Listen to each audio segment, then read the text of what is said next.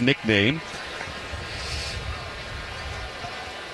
6, 7, and 8 for San Diego, starting with the second baseman, Jake Cronenworth.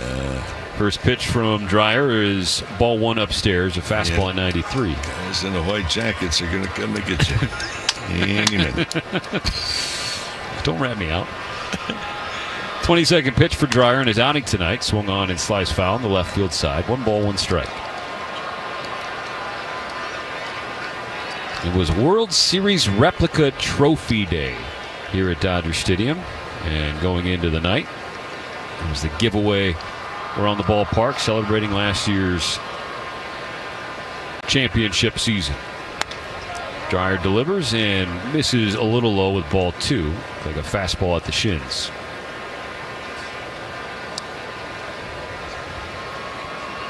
Cronenworth hitting .235 on the season. He was 0 for last night.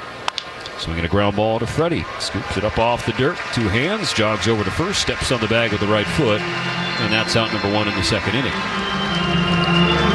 It's like an endangered species anymore. Field the ball with both hands. Surrounded. Shortstop, number 7, Shohei Iglesias.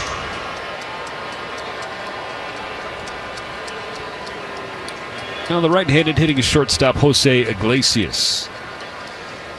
Came off the bench in last night's series opener. So 0 for 2 with a strikeout. 1 out, nobody on. Dreyer gives him strike 1. Breaking ball on the outside corner. No activity in the Dodger bullpen as Dreyer deals the 0-1. Iglesias swings and hits it foul on the right side. 0-2. Similar swings from Iglesias last night and tonight. Just furious hacks.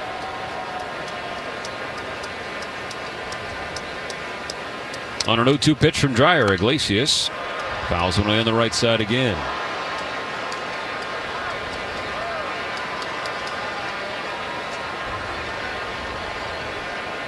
Iglesias, now 35 years old, was an all-star a decade ago when he was with the Detroit Tigers. Now playing with the Padres, made the team out of camp after signing a minor league deal. Grounds one foul on the third base side off the hands of Tim Leeper, the Padres' third base coach.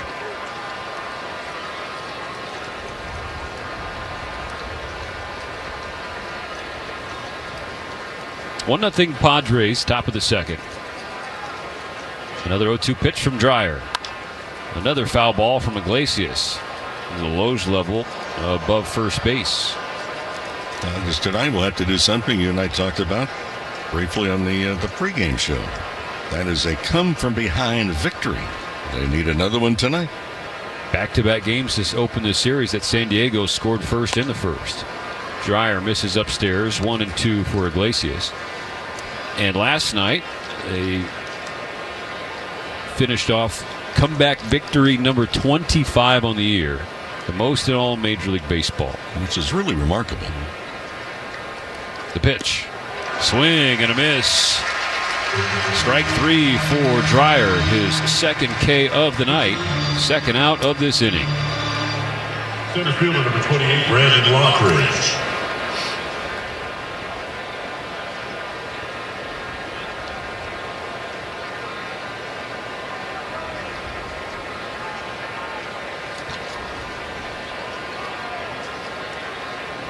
Now the 8th spot of the order, the center fielder Brandon Lockridge, right-handed hitter with a lot of speed. He swings over the top of his slider from Dreyer.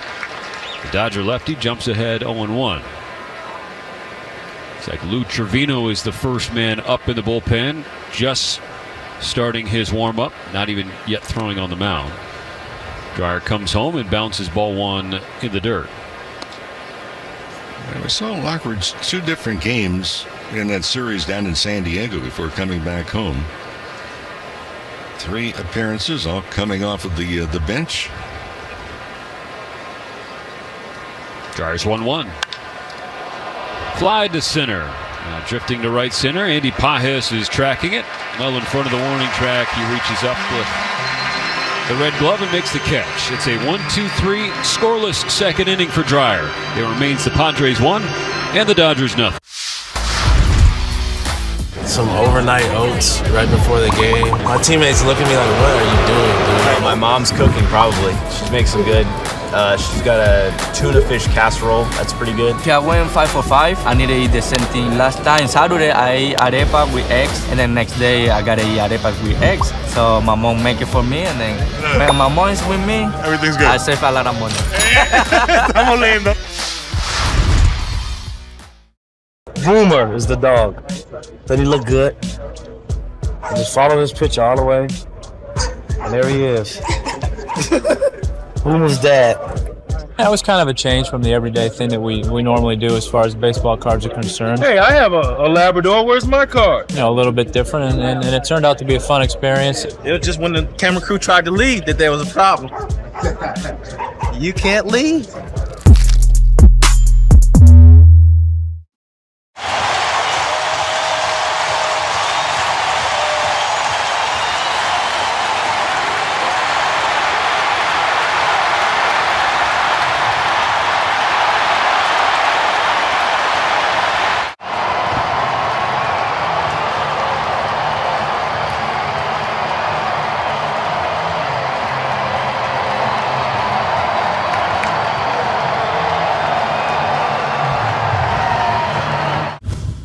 So without further ado, snap on your time goggles and prepare to zoom 1,000 years into the future. The D-backs are still the D-backs, though now they're represented by a robotic techno-snake, and the Cubs have embraced their future amongst the stars, now being represented by Ursa Major. Minneapolis was the first to establish relations with our extraterrestrial friends. The Rays are the cosmic rays flying through space in their devil ray-shaped spacecraft. Auto dealer today, they make it easy. Will Smith leads off the bottom of the second inning for LA. 4, 5, and 6. Due up against Randy Vasquez, who pitched the scoreless 1-2-3 first. Padres up 1-0 here in game 2. The Dodgers have won 3 in a row, 2.5 games in front of San Francisco for the top spot in the National League West entering play tonight. Vasquez with the first pitch at the top of the zone. Strike one taken by Will Smith. There's at Oracle Park by the Bay. The Giants celebrating the debut of Rafael Devers. Vasquez misses low and outside on Smith. 1 ball and 1 strike.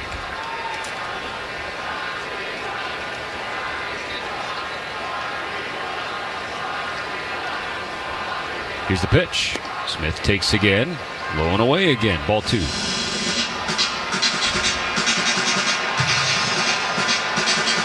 And Devers already has an RBI and a double. His first game as a Giant. Turning the attention back here to Los Angeles. A 2-1 pitch to Smith. And Vasquez pulls it to his glove side. That's toward the left-handed batter's box. 3-1. Smith in a driver's seat. The 3-1 pitch. Smith has a green light, and he pulls it to the left center field gap. This ball will one hop off the warning track and off the wall. Smith around first, heading for second. He slides in safely, a pop-up slide, and a leadoff double. It's a great way to start off the inning, and for Will Smith, when he just splits the outfield, left center, right center, could do some damage. Right fielder, number 37, Teoscar. Gets into scoring position immediately for Teoscar Hernandez. Last night, Teo was 1 for 4. The runs scored. Last night for the Dodgers as a team, 5 for 13 with runners in scoring position. Vasquez kicks and fires. Teoscar swings and misses. Strike 1. Took a good rip at a fastball on the outside third. Couldn't catch up to it. Got some new cleats for Teoscar. Same flavor though. Bright neon colors, high blue socks. The 0-1 pitch from Vasquez. Swinging a fly ball, pushed toward right field. Tatis gathering behind it. Coming in, charging, makes the catch. Smith is tagging from second. He's going to third. The tag from Machado is going to be late. And that's a productive out. Aggressive base running for Smith. The throw from Tatis took Machado down the third base line toward home plate.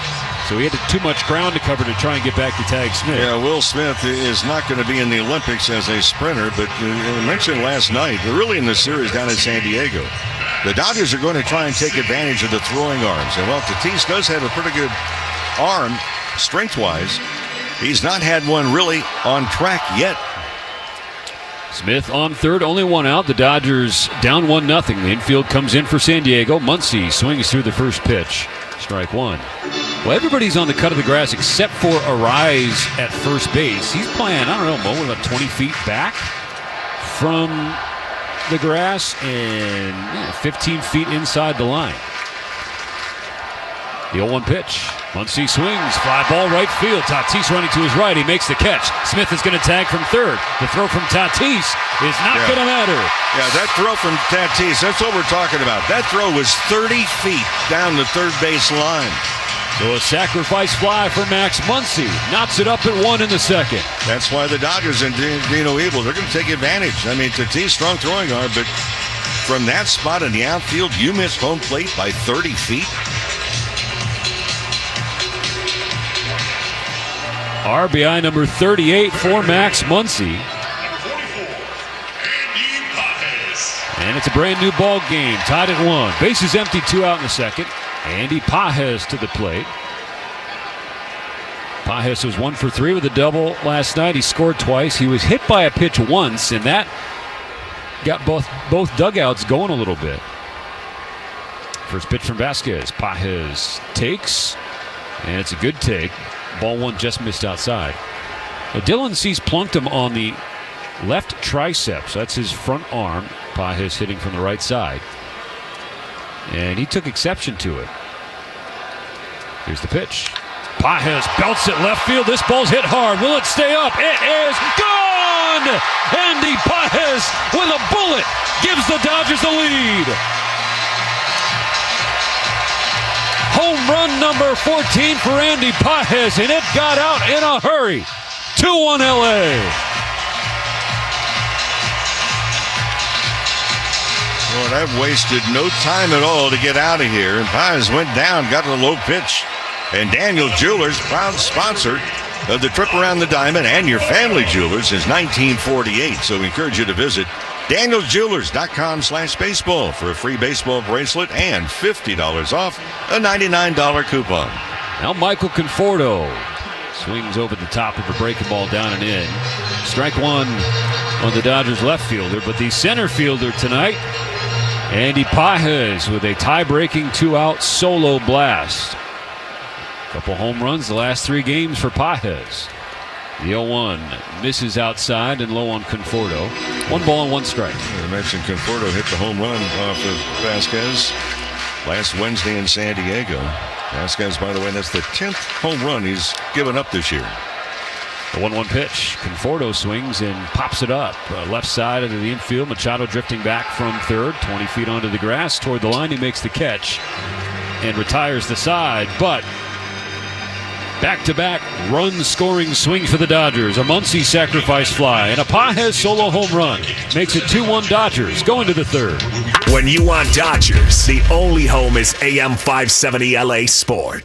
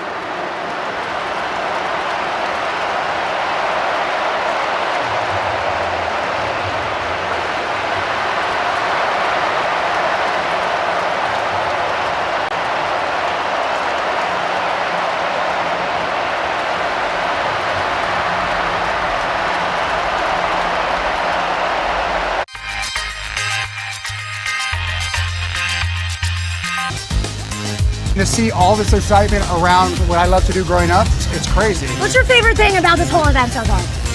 The fusion of sports, entertainment, and cards. That's awesome. Because to me, cards have always been entertainment, and they're getting their just dessert now.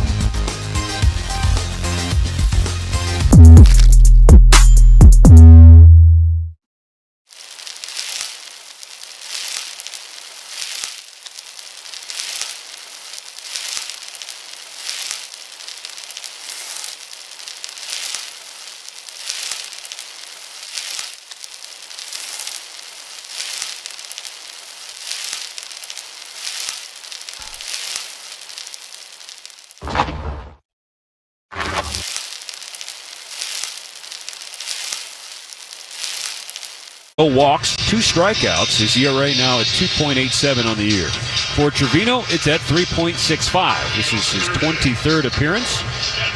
24 2/3 innings, 22 strikeouts, 7 walks. Takes the mound with the Dodgers now leading 2-1. Andy Pages with a go-ahead blast in the bottom of the second. Now Trevino's night starts with ball 1 outside on the number 9 hitter, the catcher Martin Maldonado. What we're seeing from Trevino, he goes right away to the attack mode. First base out of the rubber, close stance. He kicks and fires and evens the count 1-1. Another fastball from Trevino. He has been a nice addition to the Dodger bullpen. The pitch is hit to straightaway center field. Going back is Pages. He's at the wall. He leaps in. He cannot make the catch. It bounces off the wall back toward center field. It's a stand-up double for Martin Maldonado. He gave that one a ride. Right after I was talking about how Lou Trevino has been a nice addition, and that double doesn't change that. It's unfortunate timing. The tying run gets into scoring position right away for San Diego, beginning the 3rd. Pages tracked it well. They had a long way to go, and that ball just maybe 2 or 3 feet from being over the fence and not off the fence. Lineup turns over now. Fernando Tatis Jr. Here's the pitch. Tatis tries to bunt it, and he bounces it into the net behind home plate. That's strike 1. The Dodger infield is playing back, and Tatis with his speed could reach on a well-placed bunt, but given how well he has been swinging it of late, an interesting decision. Let's see if he tries to do it again. Trevino out of the stretch, the 0-1 pitch. Tatis gets hit in the back as that one slipped out of the hands of Trevino. Fastball at 95. And Trevino immediately looked at his right hand. Tatis flips the elbow guard to the bat person. Hit him right in the numbers, and it's a slow trot down for Tatis. The first 2 on for San Diego here in the 3rd. Yeah, now you've got one of the premier contact hitters in baseball coming on. So a suboptimal start to the night for Trevino. A leadoff double that was laced to straightaway center field, and then you hit Fernando Tatis Jr. Arraez back to the plate. He singled and scored in the 1st. Dodgers 2, Padres 1. Activity early on this Tuesday night. Game 2 of 4 for these 2 rivals. Muncy on the grass at 3rd. Everybody else back and shifted to the right. And the first pitch from Trevino is pulled down and in on Arraez toward his back foot. He has to hop out of the way to avoid getting hit. The next hitter, can't say the on-deck hitter because he's not anywhere close to on deck. He's closer to home plate than he is on deck. Manny Machado. Trevino got to settle in here. 1-0 pitch, and there's a fastball in the outer 3rd. Strike 1 to even the count. And the next hitter can be there unless the other team complains. Then the umpire will shoo them back over to the on-deck circle. 1st and 2nd, no outs, top of the 3rd. On a 1-1 pitch, Trevino misses up and away. Ball 2. So why is Machado as close to the plate as he can get? And he's only about 25 feet away. He wants to get as good of a read off of the pitch as he can possibly get before his official at bat. Trevino deals. Arraez swings and hits it the other way. A base hit down the line. Coming home is Maldonado. There won't be a throw home. It's a game-tying RBI base hit for Arraez. Tatis goes from 1st to 3rd, and the scoreboard resets again. It's 2-2.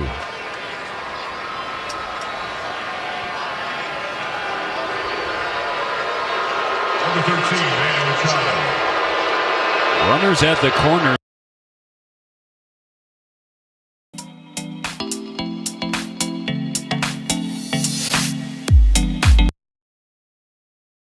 So 1st and 3rd, double plate possibility is there. Freeman holding Arraez off first. A massive hole in the right side of the infield for the Dodgers. Machado is 0 for 1. He grounded into a fielder's choice his first trip to the plate. Trevino misses low and away, ball one. There is stirring in the Dodger bullpen, but nobody throwing just yet. We talked about it in the pregame show, Mo. It is a bullpen game, but it's not a bullpen at full strength. Trevino pumping on the mound right now. There's 1-0 pitch. Top of the zone, and Machado was kind of standing back as Trevino dealt. He was wiping bugs perhaps in front of his face. Ball two was called. He was fanning some bugs. The 2-0 pitch. That runs inside and misses with ball three. So the first three have reached against Trevino. Double, hit by pitch, RBI base hit. Nobody out. 3 balls, no strikes on Machado.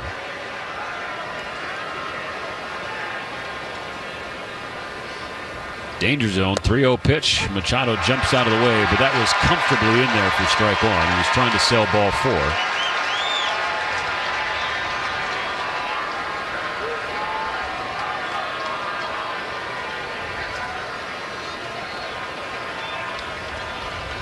Now the 3-1 pitch from Trevino. Swing and a foul ball. Count now full.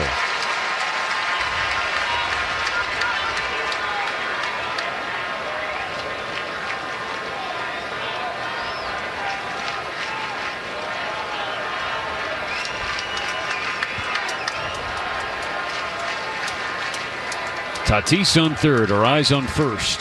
Nobody out in the third, 2-2 ball game. Runner goes. Machado swings and fouls it over the plate. Over the net behind home plate.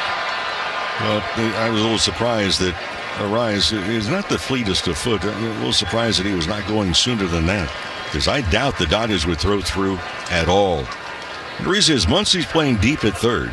You've got great speed at third in the runner in Tatis. Dodgers are not going to throw through. Another payoff pitch on the way from Trevino.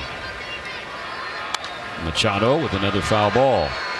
Hey, Dodger fans, skip the line at Dodger Stadium. Look around the ballpark with QR codes to scan, or just order with the Uber Eats app right from your seat so you can enjoy every pitch, run, and out. Game tied at 2. Top of the third. Padres threatening for more. Full count for Machado. This is the 8th pitch from Trevino. He throws over to first base. Arraez slides back in safely.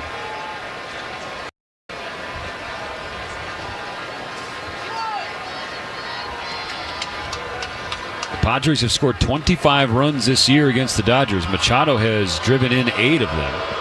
He asked for time. He's granted it. Trevino has thrown 16 pitches this inning already. He is still searching for his first out.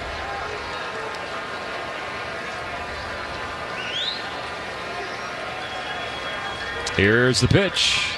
It is in the dirt. Ball 4 that loads the bases.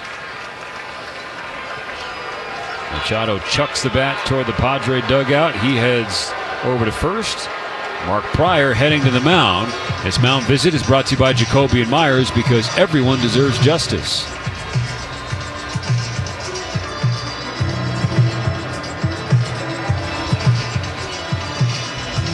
The toughest inning I think we've seen for Lou Trevino in Dodger blue. And nothing has gone right for him yet. Yeah, he's not been able to get the breaking ball over at all. He went 3-2 on the hook and missed by a considerable margin for ball 4. Leadoff double, hit by pitch, RBI single, walk. Bases loaded, nobody out.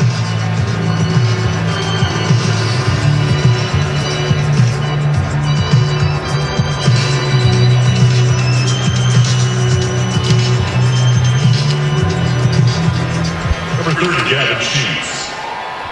So Gavin Sheets, who brought in the first run of the ball game tonight. The 2-out RBI single off Jack Dreyer. He's to the plate and he's red hot. 1 for 1 tonight. He is now the owner of an 8-game hitting streak. Swings through a breaking ball.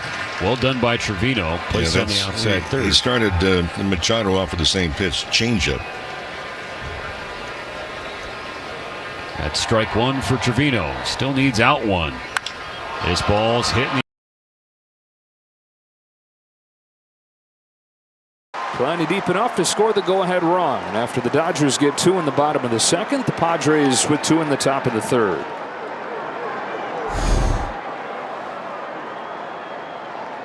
Tries to go up in the zone, and Arraez does a nice job of getting back there. You see he catches that in the heel right there. Number 2, Xander Bogaerts.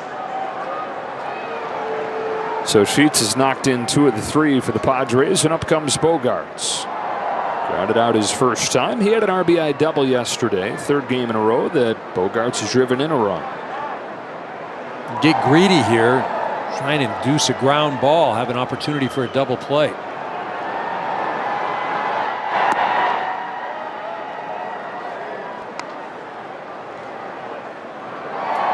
Figure there's going to be a lot of sinkers or breaking balls down around the knees here.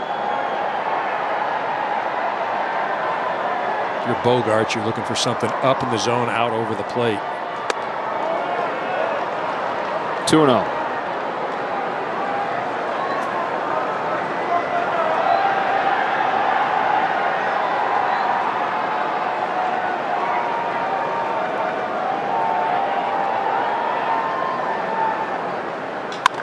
There's the grounder. Muncy got it to second 1, over to first. It's 2, and a double play just with the doctor. An Air Caros order to limit the damage here. Padres, they'll retake the lead 3-2.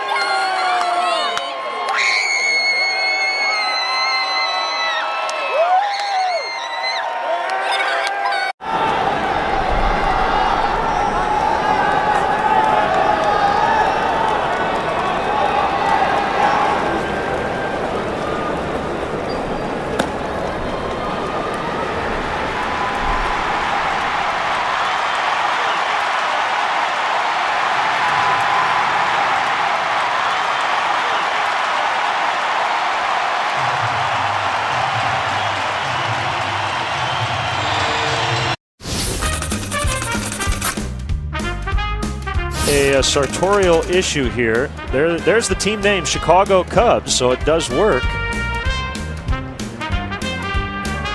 It's got the right color. Yeah, it's gray. Maybe there was something went wrong with his other one. 1-1 to Marte, in the air, right to the guy we just showed you.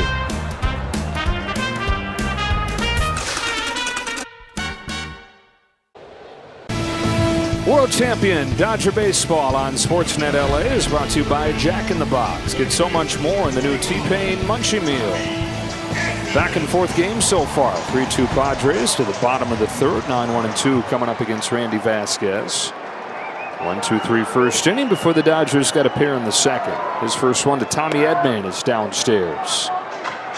Edman 1 for 4, knocked in a run, scored a run yesterday. Well, Vasquez, who started against the Dodgers last week, is in his second season in San Diego after debuting with the New York Yankees last year. And if you watched the game last week, you heard his story. If you didn't, you're going to hear it for the first time. If you did, you're going to hear it again. He was a catcher his whole life until he was 19, which is years after guys sign coming out of the Dominican Republic. If you're any good, you sign when you're 16. So 3 years have gone by. This guy's not getting a chance, but he's still showing up to tryouts, still trying to talk teams into signing him. A Yankee scout says, look, dude, at this point, you got to realize the only good thing about your game as a catcher is your arm. Here's a fly ball to right center field that Lockridge will get under on the track for the first out. Have you ever thought about pitching? He said, not really. Why don't you go give it a try? So he spends a couple weeks trying to learn how to pitch. He shows up 2 weeks later, throws off of the mound for the first time for this Yankees scout. He says, I'll give you 10 grand.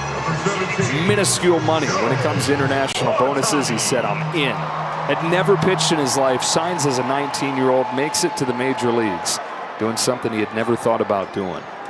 This is inside with his first pitch to Ohtani. Ohtani struck out against him his first time up there. The lone strikeout for Vasquez first time through. And he gets hit. All right, so that one's a little fishier.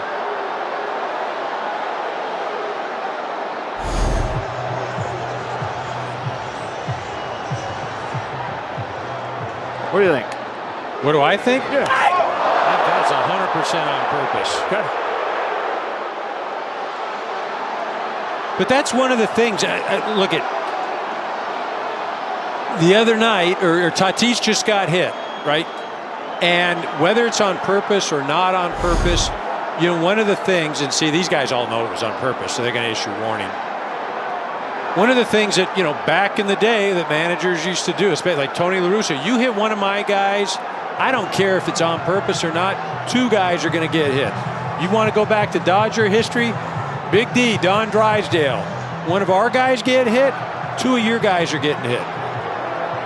Marvin Hudson, the crew chief, issuing those warnings. Dave Roberts not happy. Yeah, because he wants to. I mean, look at it. He's got to fight for his team. Yeah, they think, what? Essentially, it's like, why don't we get a shot now?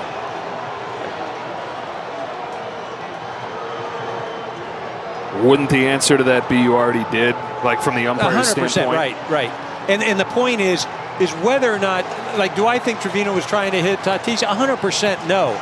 But the fact is, you hit theoretically our best guy.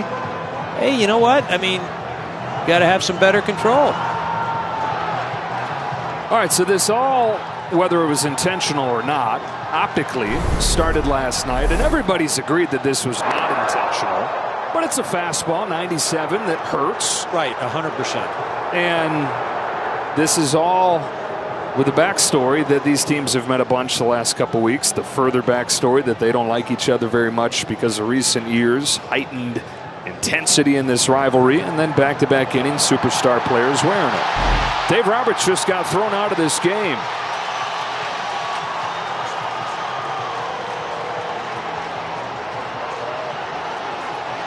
First ejection this season of Dave Roberts. I mean, he's 100% right that he should get, like, I'm not sure that there should have been a warning issue, right? I mean, no warning. Let him play ball and let things get taken care of. But the minute you issue a warning, now you take everything away from being able to pitch inside. I mean, Doc's 100% right.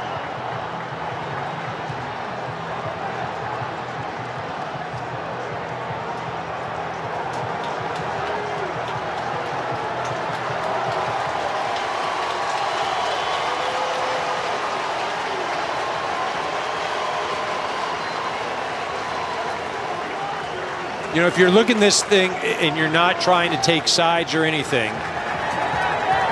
you look at it and you're saying one guy got hit in the middle of the back, and that's Tatis Jr. And Shohei, again, I'm not saying it's right or whatever, but they hit him, and I believe it was 100% on purpose. They hit him in the leg. And so that is the way things used to be done. Shohei's just like, hey, look, it wasn't in the ribs. Hey, I can tell you some guys that got hit in the ribs, broken ribs, and you're done. Like, done.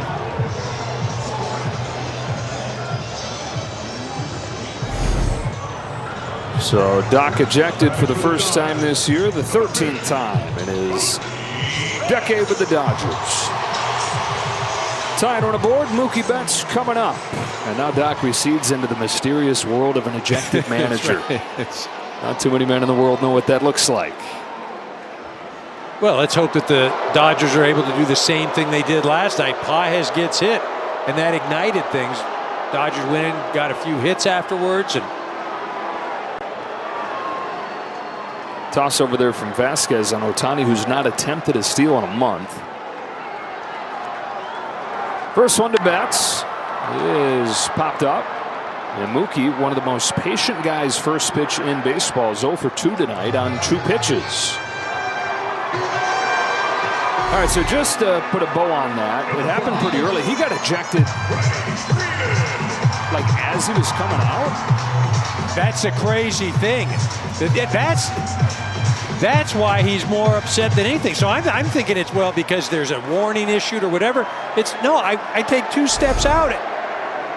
And the third base umpire tosses him. That's crazy. Gave him the long distance hook. I mean, unbelievable. Couldn't even get his steps in. That's brutal. So Trip Gibson ejects Dave Roberts. Max distance, about 100 feet away. I didn't even know magic words could travel that far. Unreal.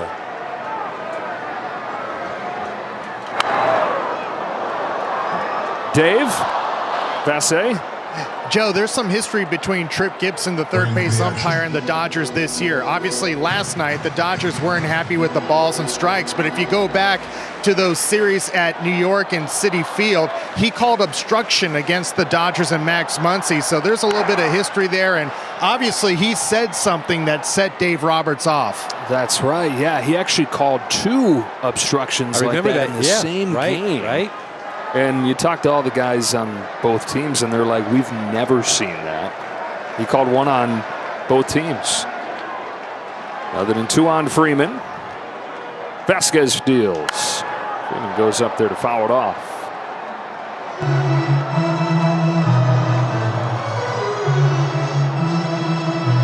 That's good stuff by Dave, letting us know that, because we're thinking up here that it's just because a warning may have been issued or something to that effect, and that's why Doc was upset, but obviously not. I mean, Doc didn't even have 2 feet out, and they're ringing him.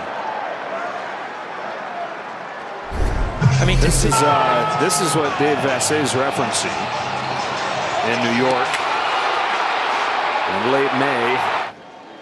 They say that Muncy was shielding the view, which he was, but that also happens all the time, and it never gets called. Freeman smashes one to the right side, and a base hit for Freddie. Up the second goes Ohtani.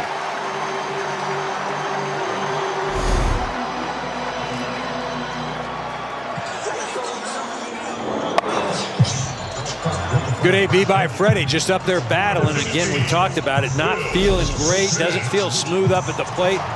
But the one thing he's doing every single at-bat, he's competing.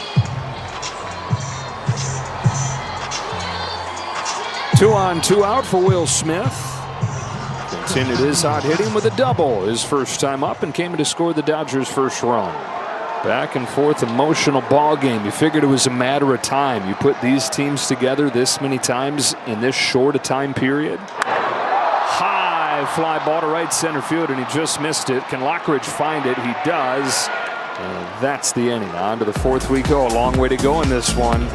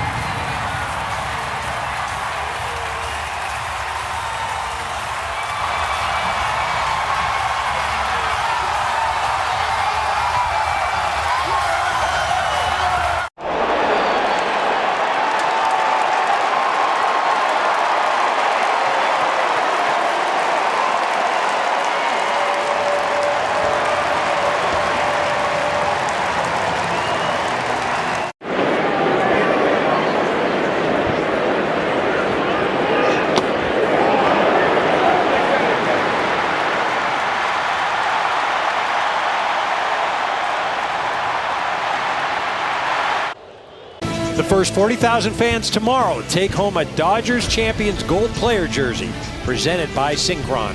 Visit Dodgers.com/promotions. So you just got to cross your fingers, hope you get your favorite player? Right. I mean, or do you get to choose, or what have you? What if you get somebody and you're like, I was kind of hoping for. Yeah, can I trade this in? Is there an Ohtani? Do you have an extra Ohtani here? Jake Cronenworth leads off this fourth for the Padres against Lou Trevino and takes a strike. Cronenworth grounded out his first time. He's 0 for 5 in this series. Well, this game has been a roller coaster on the scoreboard and off of the box score. Padres a run in the first, Dodgers 2 in the second, Padres 2 in the third. Warnings, an ejection, 3 hit batsmen sprinkled in there. For Lou Trevino, his second inning of work, took over for Jack Dreyer, gave up those 2 runs last inning. We were talking about this at the start of the game, but while this is the only one really identified as a bullpen game, really it's like 3 bullpen games in a row, given what yesterday went like. You had 5 guys pitching relief. Tomorrow you've got Emmett Sheehan going 3, maybe 4 innings. That's a leadoff walk from Trevino here in the 4th. Figure Matt Sauer is going to have to play a role in this game. Sauer gave up 9 runs to the Padres last week. And here he is beginning to warm. He might have to step on it a little bit. Trevino has not been effective, right? He ended up getting that double play, and it was really, I don't know if he got the double play or Bogarts did him a favor swinging at a 2-0 pitch. Got him off the hook. Strike on Jose Iglesias. Savior for the Mets last year with the good vibes that he brought and the .337 average, which had he qualified would have led the National League.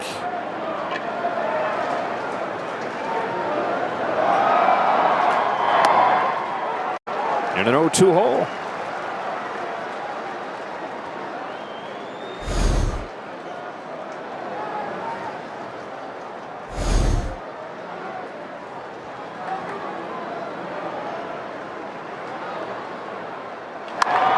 Ground ball to second. 4, 6, 3, and another double play induced by Trevino. You know, and Lou is at his best prior to undergoing Tommy John surgery when he was in New York. He was one of the best ground ball guys in the league. Well, not often you can say 2 of the last 3 hitters have been hit into a 5-4-3 and a 4-6-3 double play. Put a guy on first. Lou's got him right where he wants him. Right. Bases wiped clean, and Lockridge stands in. Inside corner with a fastball.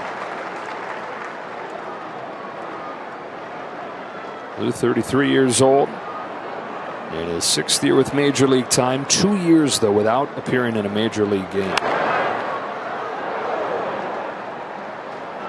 2022 at the Yankees. Prior to this season was the last time that he pitched.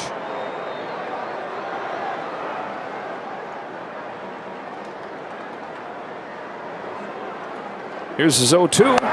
Gets a swing and a miss and faces the minimum in this 4th inning. Important stuff right there from Trevino to bridge this game a little bit deeper.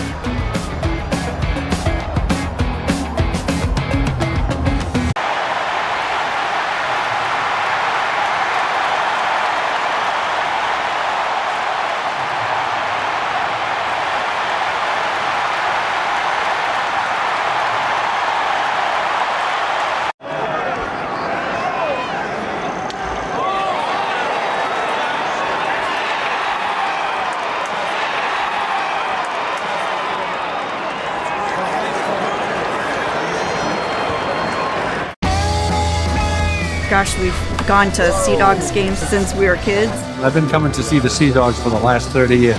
Great experience. Everybody here is just bends over backwards to help people out and wish the world was like it is right here at the ballpark. We've always wanted to be more than just a baseball team. We want to be strong, active, contributing members of the community. And I think that effort is seen by the people and the fans, and they want to support that effort. It is a 1933 Gaudy Babe Ruth card. It is 8.5 PSA. It's rated higher than the one in the Smithsonian. This card at one point came with a packet or a stick of chewing gum. This card actually is almost a century old.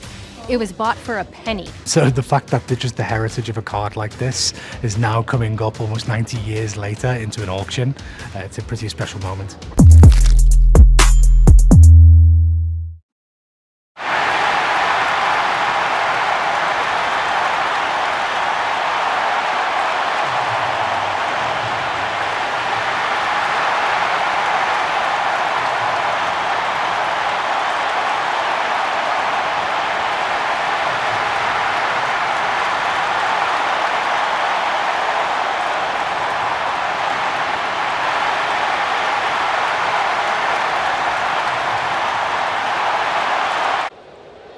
World Champion Dodger Baseball on Sportsnet LA is brought to you by your local Kia dealers. Visit Kia.com to discover movement that inspires.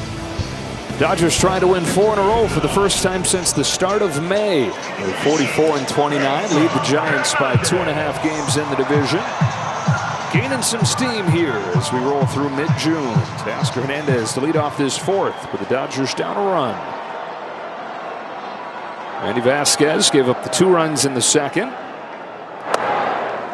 Been a bunch of hard hit balls against him again. This has kind of been the story throughout the year. He doesn't strike guys out, pitches around walks, gives up hard contact, but typically limits runs. He's only given up 1 run coming into this start his last 2 games, even though he didn't go particularly deep. And rarely do they let him. When he faces the lineup a 3rd time, the numbers get completely through the roof. Here's 0-2 to Hernandez.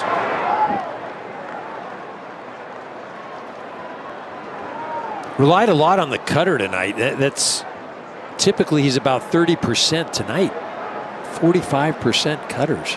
That's a pitch that a year ago was 15%. Yeah. Doubled the usage this year, where it's become his most used pitch. And to your point, taking it to another level in this game. You always wonder how a guy's going to deploy his arsenal when he faces a lineup again 1 week later like this. Here's 2-2. Bounces short. Candy Hop Iglesias. 1 away in the 4th.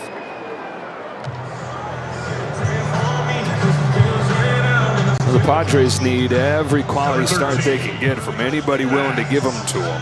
Talk about the offense struggling. The pitching has somehow managed to still be a strength and keep them afloat, even though they are ravaged by injuries. Haven't had Yu Darvish throw a pitch yet. They're not going to have Joe Musgrove. He had Tommy John surgery.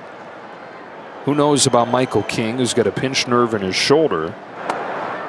Ball on Muncy. But guys like Vasquez, several previously kind of anonymous rookies. You see Stephen Kolek tomorrow. Burgard on Thursday.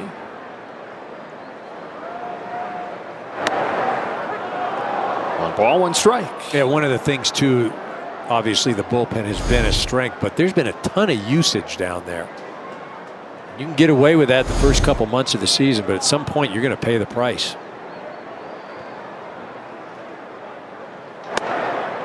And you may say, well, wait a minute, the Dodgers have used the pen more than anybody, but that's been spread out more over more arms. Padres have 3 or 4 top guys that they have really leaned on. On a 2-1, Muncy takes a perfect strike, 2-2. Look, we use the bullpen. We run guys in and out of this bullpen that some are no longer with the organization, right? And that'll continue to happen throughout the season. Front office will constantly find depth. Muncy to right and Tatis 2 out.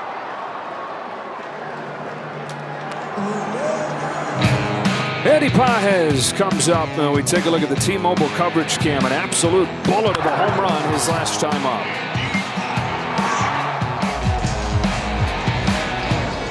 "13 home runs and 46 driven in as a rookie. Already this year, 14 home runs, 47 driven in. He's exceeded both those totals with that 1 swing. You know, last night when he got hit, there was some footage of, you know, Mike Schilt. You can see him, you know, mouthing, "Who the blank do you think you are?"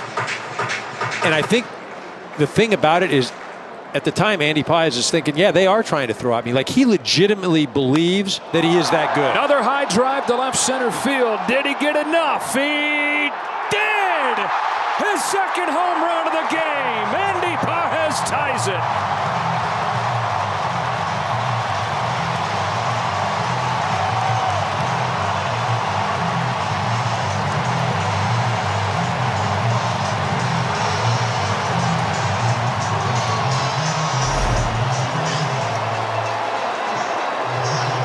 This ball up in the zone. This one isn't going to go through the fence. The question is it going to go over? Into the glove. Yeah, a little hat trick there. Hat trick. And then glove dismount there. Lockridge. First multi-home run game of his career for Andy Paez, and his 15th this year. Wow. So again, getting back to yesterday, it's just it doesn't matter what anybody else thinks now. Andy believes he is that good and he is that confident, and that's what this game, you can have all the physical tools in the world. You got to have confidence. That's the most important thing. And if you believe it, as Tommy would say, if you believe it, you can achieve it. And Andy right now, he believes he is one of the best players in the game, and he's certainly playing like it.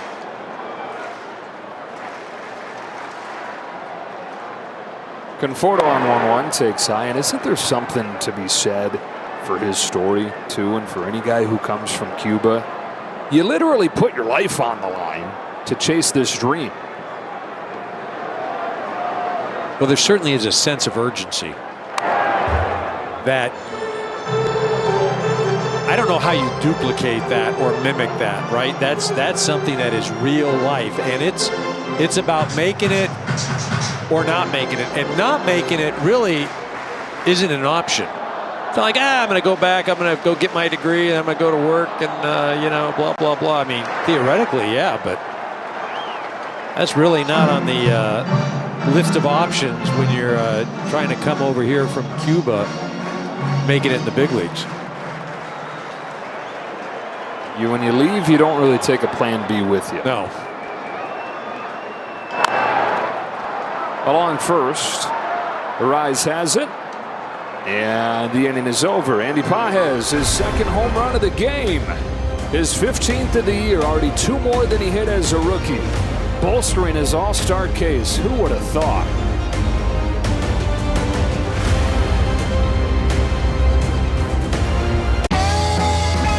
Gosh, we've gone to Sea Dogs games since we were kids. I've been coming to see the Sea Dogs for the last 30 years. Great experience. Everybody here is just bends over backwards to help people out and wish the world was like it is right here at the ballpark. We've always wanted to be more than just a baseball team. We want to be strong, active, contributing members of the community. And I think that effort is seen by the people and the fans, and they want to support that effort.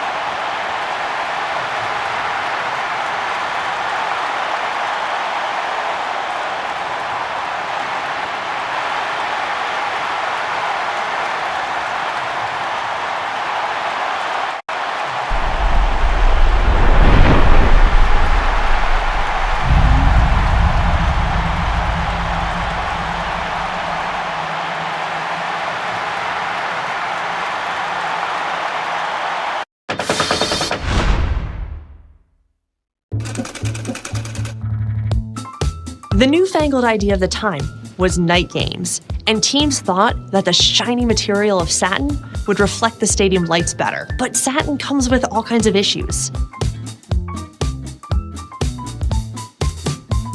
Despite all its drawbacks, this shiny material really does create a show-stopping jersey.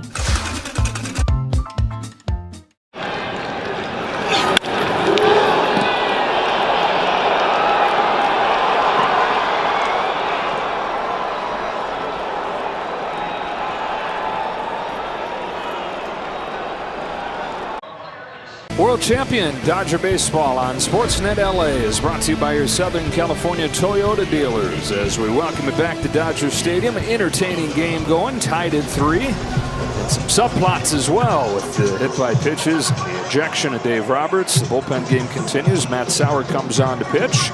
9-1-2 coming up for the Padres here. 3 Ks between Dreyer and Trevino, 4 away from Jumbo Jacks.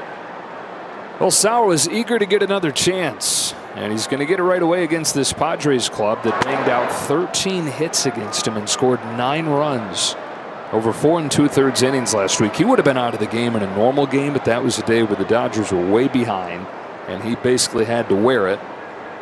Career high 111 pitches for him.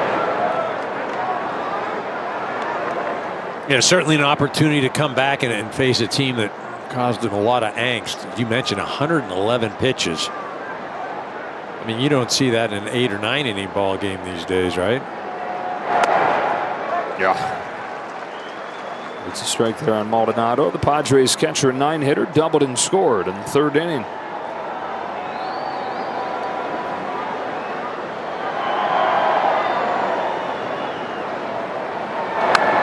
Two and two.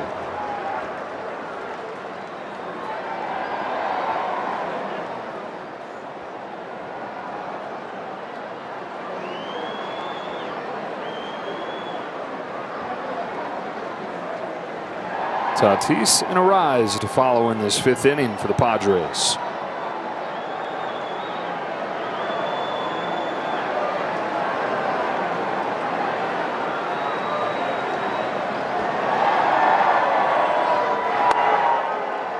Three and two.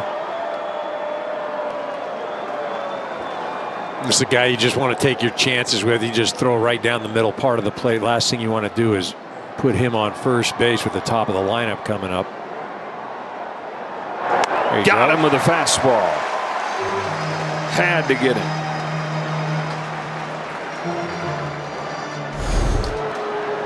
Really a nice job just rearing back and saying if you can hit it, you can hit it. What I like too is he stayed up in the zone. That ball that hit off Trevino was down in the zone and he was able to get to it, hit that double. So they face Tatis with the bases empty. Fouls off the first pitch. Fernando Tatis Jr. in his 6th year in the major leagues, now really in a career that is, you can break into 2 parts. He debuted when he was 20 in 2019. By 2021, he had the National League home run crown, hit more than 40. He had a record-setting deal. But then he misses a full year. There was the suspension, there were the injuries, all the drama that surrounded those things. This is his 3rd year since coming back from that. And it's been a different Tatis, not the full powers of Tatis. He moved out to right field, elite out there. I don't know if anybody saw that coming. The bat has not been the same, though. The OPS 200 points below what it was in that first chunk. Pops this one into shallow center field for Tommy Edman. 2 gone in the 5th. When he, though, taps into his biggest ability, like we've seen the last few days, he still is as talented as anybody. Well, certainly he's talented. I think, you know, the shoulder injuries, you know, he had multiple injuries with that left shoulder. Swinging the bat, he's changed his swing. You know, he used to be one arm, and I'm just not sure that he's ever going to be the same type of player that we once saw. Still great, but not the same.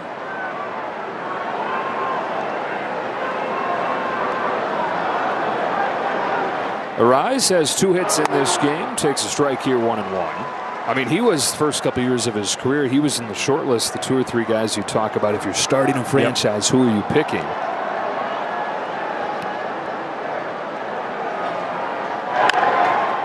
Bouncing ball, punch to the hole at short. Betts waits on it, triggers a throw that's dug out by Freddie Freeman.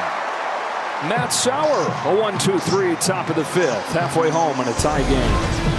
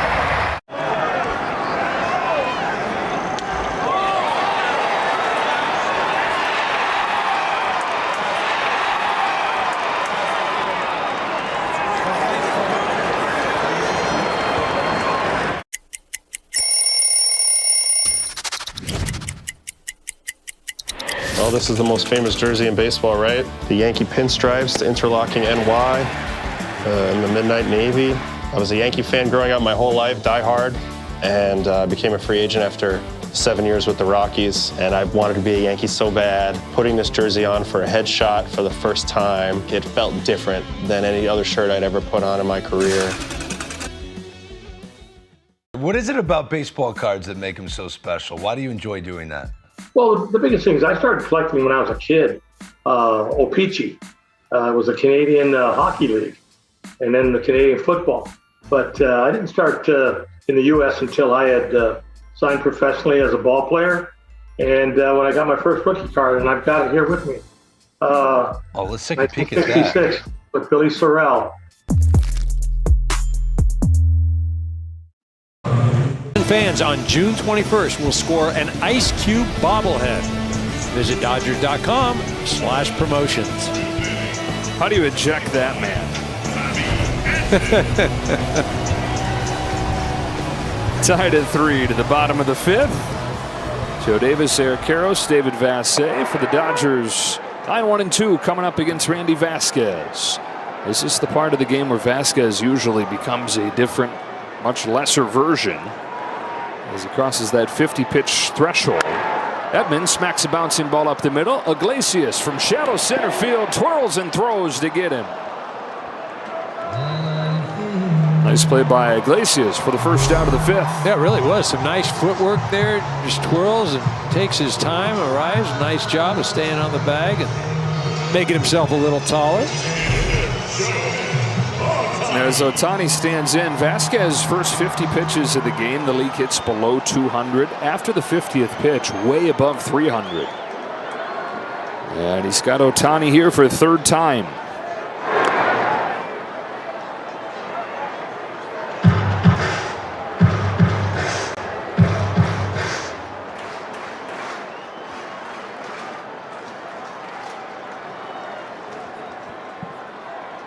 Shohei swings and misses. 1 ball, 1 strike.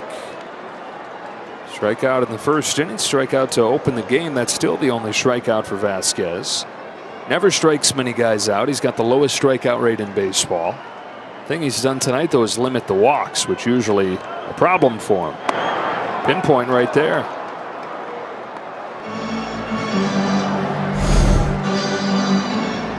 Well, he's certainly been able to live on the edges, and you mentioned not a ton of swing and misses, but tonight 8 of them, and that's uncharacteristic of him.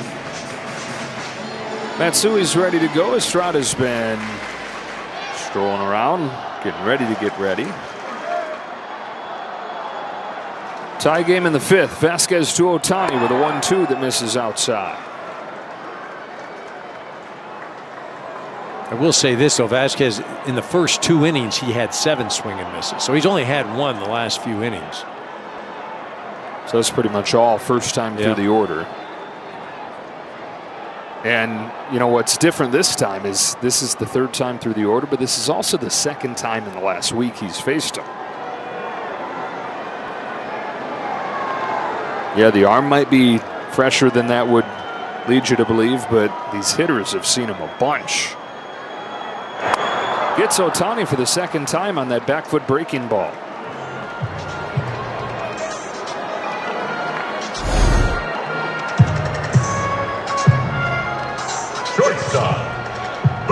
Yeah, Vasquez tonight against Ohtani. 2 strikeouts and you drill him too. I mean, just you're Shohei. That's not the guy you really want to see us. You're getting a miserable night on Ohtani, like not many do. No. How about Mookie Betts, who on the season swings at the first pitch 17% of the time? He swung at it all 3 times tonight.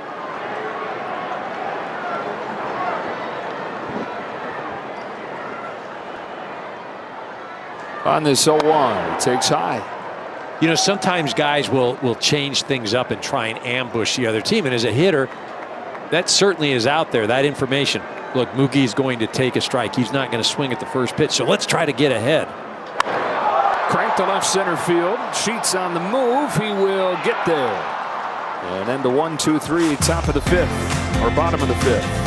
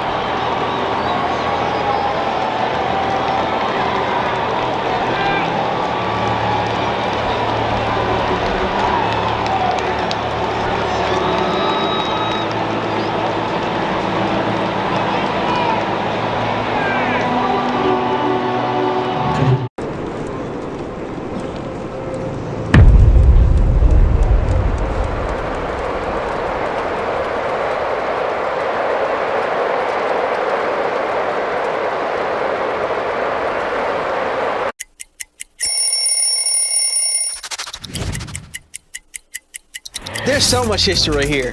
And when I put it on and it's so light, it just feels just right. It feels just right. I mean, look at this. It got the city on it. When I was 7 years old, my uncle takes me where? To Shea Stadium. Darryl Strawberry hits a home run and I become a fan for life.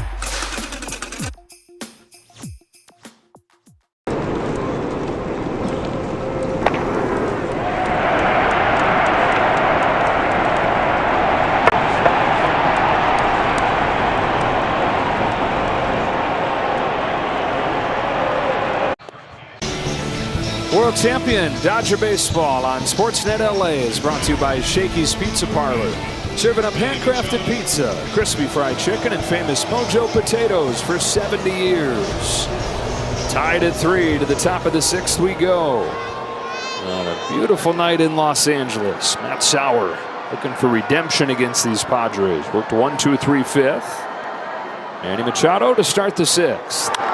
Pokes one down the line. That's a base hit. Hustling to the corner is Teoscar Hernandez to cut it off and hold him to a single, keeping the go-ahead run out of scoring position.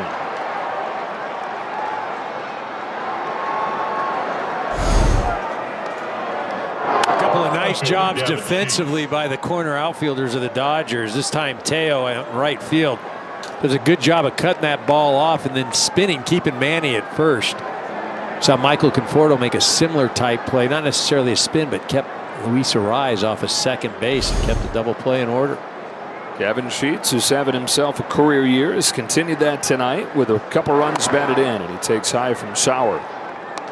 RBI single on the 10th pitch of the at-bat in the first inning, and then a sacrifice fly in the 3rd. At the time, put the Padres in front 3-2, but the Dodgers tied it on Andy Pages' second home run of the game.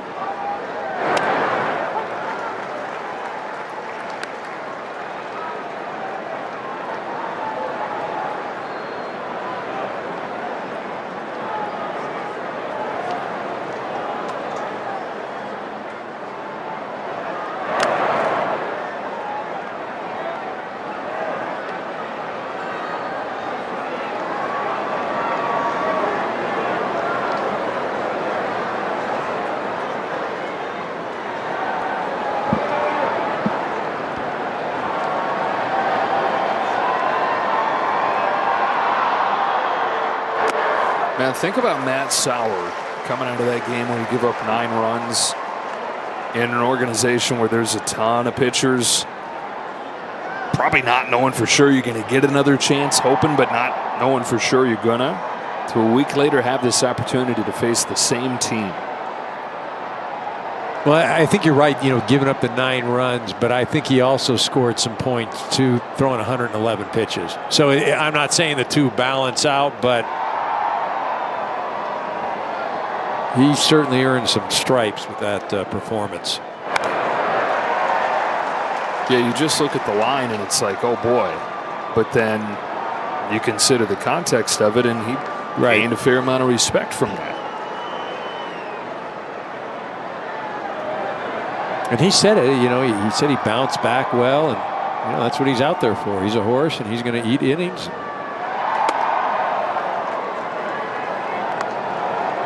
He certainly knows his role, and he's going to take the ball whenever they give it to him.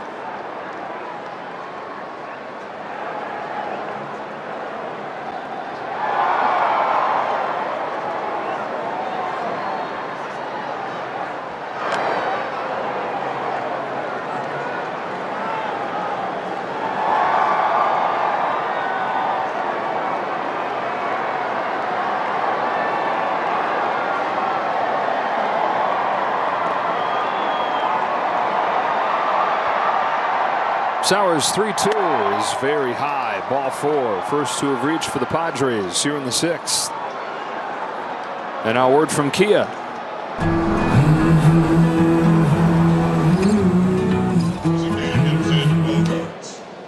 You know, Eric, we talk about this Padres offense underperforming, and this next guy coming up here, a career .290 hitter, is at .230 now. Xander Bogaerts, and him not hitting out of that 5 spot, especially when you don't have Jackson Merrill, it just falls off a cliff after the big guys at the top of the order. Well, and this is a guy that signed an over 10-year contract. And Padres are going to see a lot of this in the future. And you go back to his last at bat, Padres had the Dodgers on the ropes. Traffic on the bases. He was up 2-0 pitch and grounded into a double play. And he's got to be a lot more than that for the Padres to get to where they want to go. Swings and misses in an 0-2 hole. He wasn't just a good hitter in Boston. He was one of the best hitters in the American League. 5 Silver Sluggers in his 9 seasons there. Won 2 World Series. He's an extra base hits machine. Peppering doubles off of that wall. RBI chance for him in the 6th. Takes low, and it's 1-2. He's got another 8.5 years on a $280 million contract, and he's 32. It was the biggest contract ever signed by a player who had already turned 30. And it felt like the Padres were bidding against themselves, too. Well, they had tried hard for Judge. They had tried hard for Trey Turner. Didn't get either of those guys in free agency. And then this was the pivot. And it was almost like they just said, well, we got all this money, we were going to give it to those guys. Who else? Who's the next guy on the list, even if he's not in the same realm as them? But again, you go back to what he was doing in Boston. He was pretty darn good there. And it's easy to look at it in hindsight and say, what were they doing? Bounce it to Muncy at third, steps on the bag, guns across, and a double play again against Xander Bogaerts. Third one turn by the Dodgers over the last 4 innings of this game. Xander Bogaerts up at the plate is the Dodgers' best friend this evening. Second double play, and again, just kills what looks to be a possible big inning for the Padres.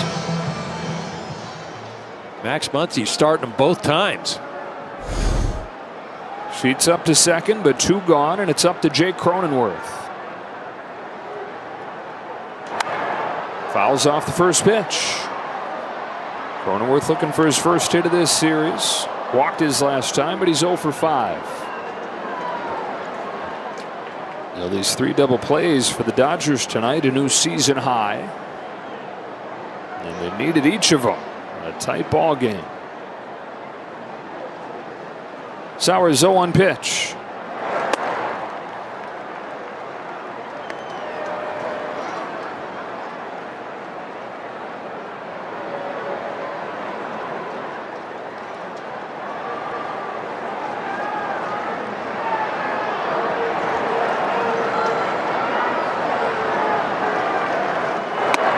Nice pitch, 1-2.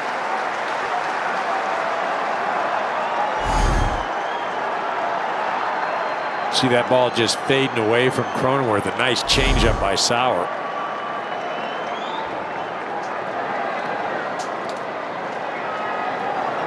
Got to stay away from him. You can come back with that changeup again, or Throw something that runs off the outside part of the plate. Sauer to Cronenworth with the 1-2. That's where you get yourself in trouble right there. It's a 1-2 count. And as a pitcher, you got to be living on an edge. That right there is just a center cut fastball and gives Cronenworth a chance. Single and a walk to start the inning, then the double play. 1-2 to Cronenworth is in the dirt, and the count evens 2-2.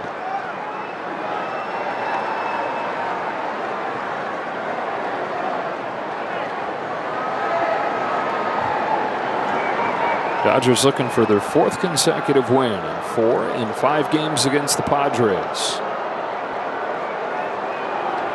Tied in the 6th. 2-2 from Sauer. He struck him out. What a bounce back from Sauer. 2 scoreless innings after the 9 runs allowed against the same lineup 1 week ago.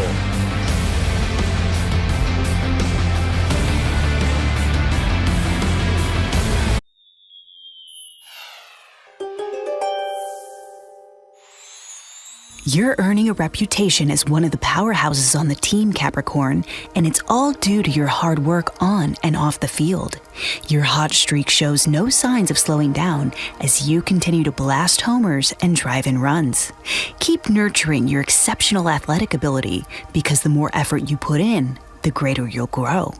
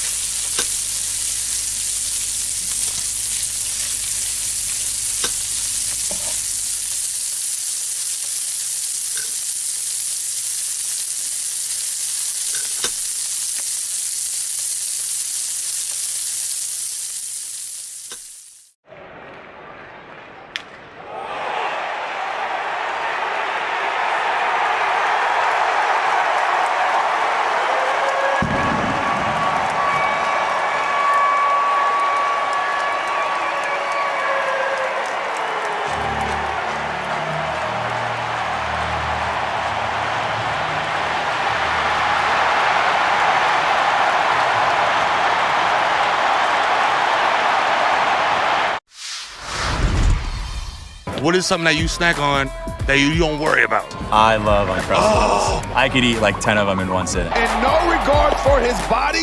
I don't even wait till I thaw out. Hey, put them in a toaster next time. And toast it, yep. It'll change your life. Yeah, just an incredible play by Riley Green. You're an all-star on the field and off, bro. I appreciate it. Hey, thank you. Riley Green, bro, food genius.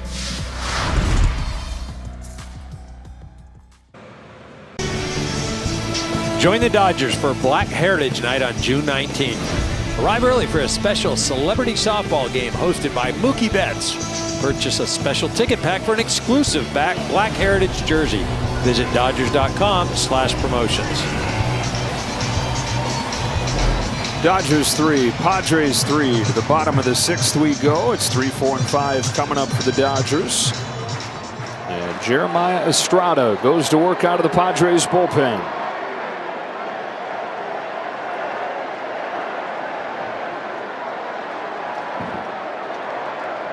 Freeman 1 for 2 tonight. Fouls off the first pitch from Estrada, who's got a 2.53. Has made a career out of this move to San Diego. Really struggled first couple seasons in the big leagues for spot duty with the Cubs. He had a 5.50 ERA, 2.81 since going to San Diego prior to last year. Freeman slaps a base hit through the vacated left side. Leadoff man aboard in the 6th on Freeman's second hit of the game.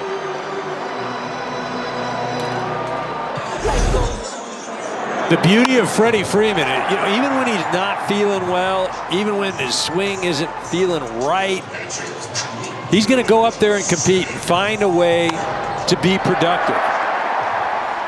This is how you become a 300 career hitter.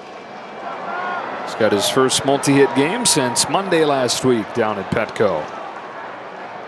Now Smith fouls off Estrada's first one. Double and a run scored in the second. Deep fly out in the third.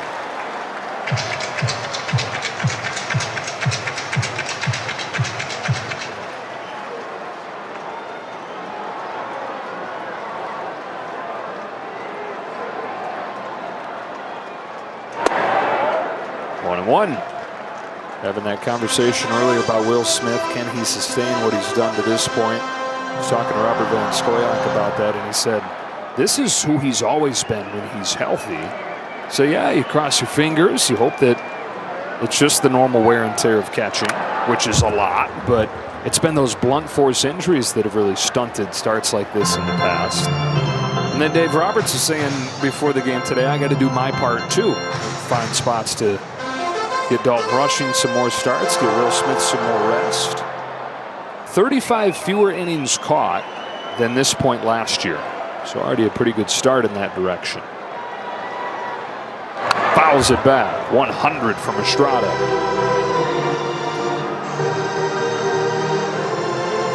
The 162-game season, though, it does not discriminate. And it can impact teams, players, and you can do all you can do. You can prepare, you can get yourself in the best situation, but the unpredictability of the season bites everybody. Another high fastball that Smith's able to get to. When the swing's not right, when he's not totally healthy, those are pitches that he doesn't get to, even to foul. For a lot of that second half last year, Will hit just about 200. Guys with high velocity, high spin fastballs would just pump them up there over and over. Freeman at first with the leadoff single. Estrada to Smith with another 1-2. Goes back to it, and Smith takes it. Good job of Will laying off of that pitch. As you mentioned, he fouled off a number that are just a bit lower right at the top part of the zone, but that's where Estrada's been living.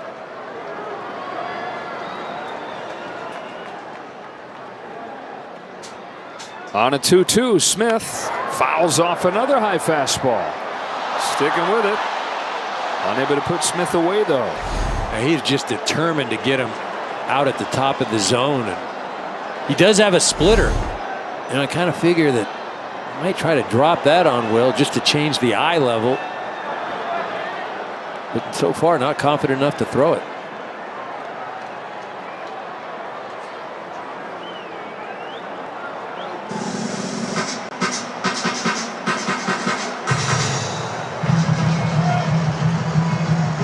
Yeah, and that splitter you're mentioning, it's not just a show-me pitch. Right. The lead's hitting 083 against it. He's only given up 2 hits on that pitch all year. Yeah, I'm shocked that he hasn't used that in the last few pitches. Tie game, 6th inning. Another 2-2 to Will Smith. Another fastball, and he fights it off again.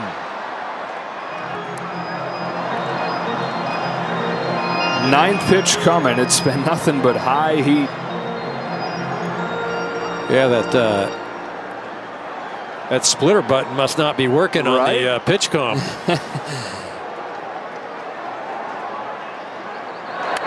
Hey, there it is.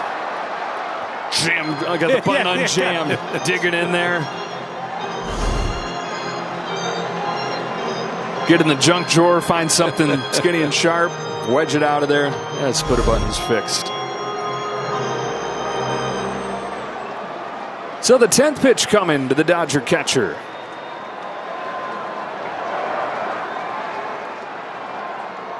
Back to a fastball and back to the seats.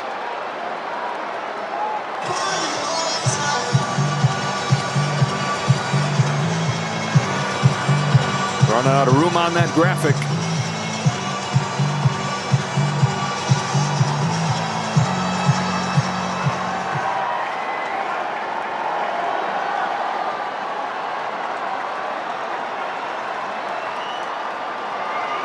And now time call. And this marathon drags out a little bit longer.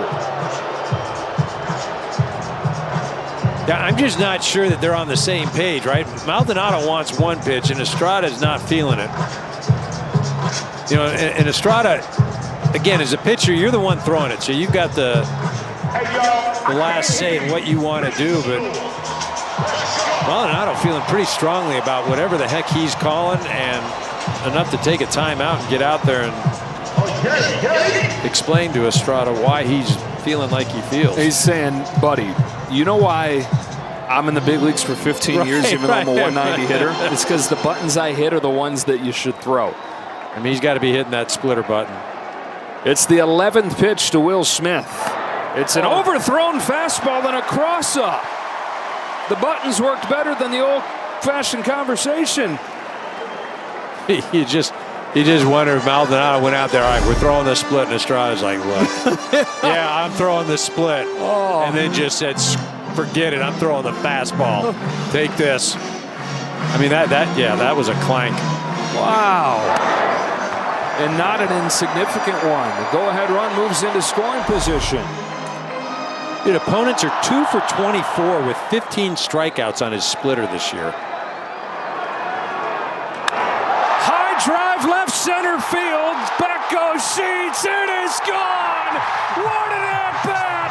Will Smith breaks the tie.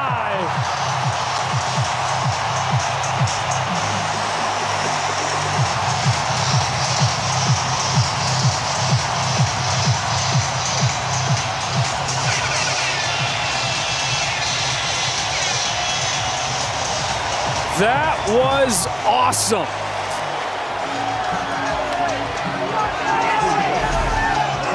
I mean, Will Smith doing a great job. He's fouling off a ton of fastballs at the top of the zone. Estrada tries to come down and in with a fastball, and you're not going to do it against Will Smith. He keeps his hands inside as well as any right-handed hitter. It's almost like he's a Tyrannosaurus Rex, right? He just, God, I mean, so good. What an at-bat.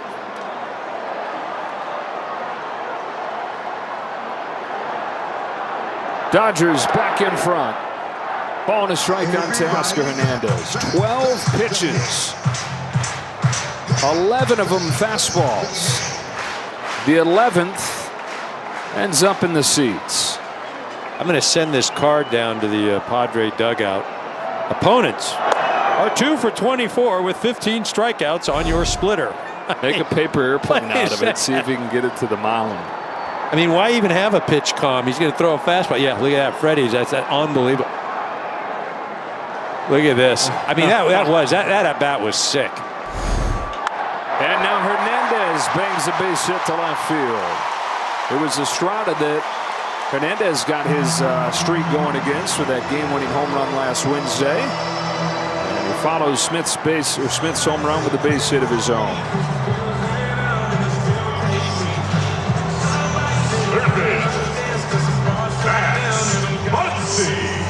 Well, you pointed out Freddie Freeman saying that was an unbelievable at-bat. It's the most pitches in an at-bat this season across the majors that has ended in a home run. Keibert Ruiz, former Dodger catcher, the other guy that's done that.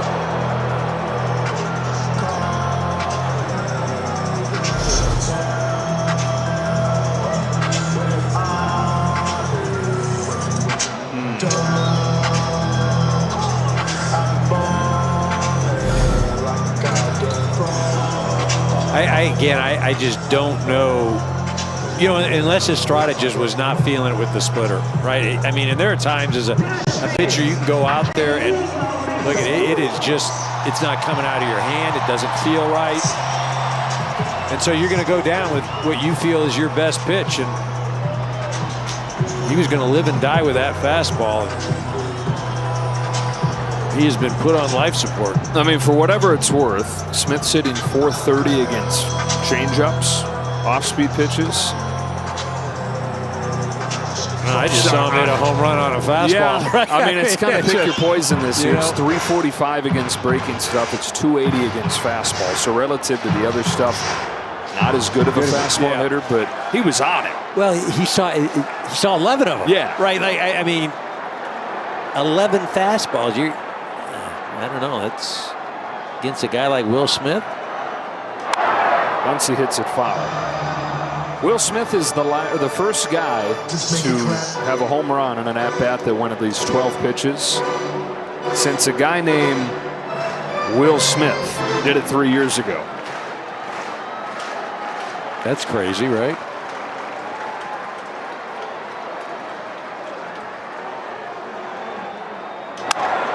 Muncy's got a base hit of his own. Sounded like the bat might have died a hero right there. And so that's 4 consecutive hits against Jeremiah Estrada.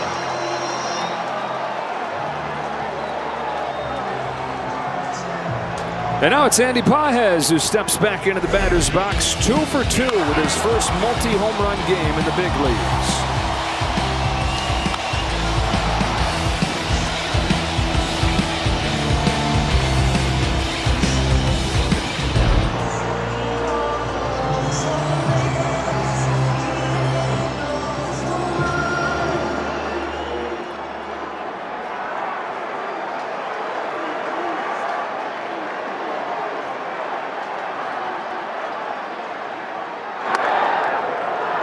Breaking pitch for a strike.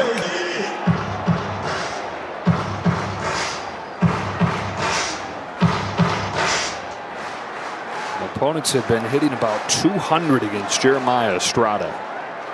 4 straight hits in this inning. Ties up Pages right there, and it's 0-2. Still nobody out.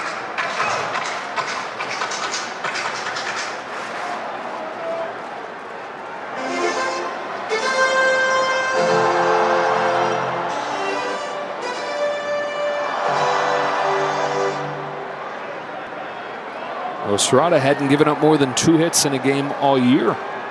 He'd only given up more than 1 7 times.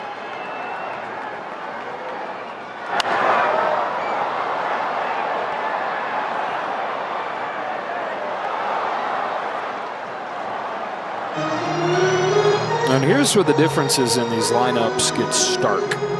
We talk about the middle of the lineup with Bogart struggling the way he has in the 5 spot, and then from there searching to get anything they can. You've got Pages hitting 7th. Might be going to the All-Star game.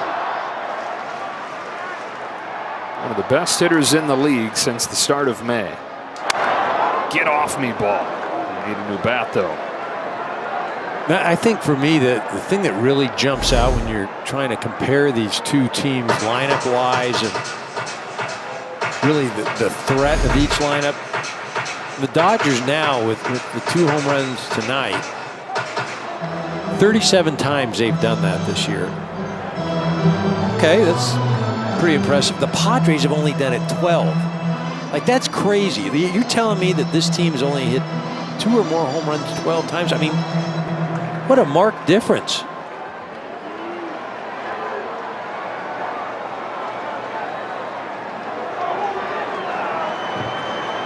Another 0-2 to Pages. He's got a base hit on a 2-strike pitch. Hernandez chugs for the plate. Throw from Sheets is cut off. And the hits just keep on coming. 5 in a row for the Dodgers to make it 6-3.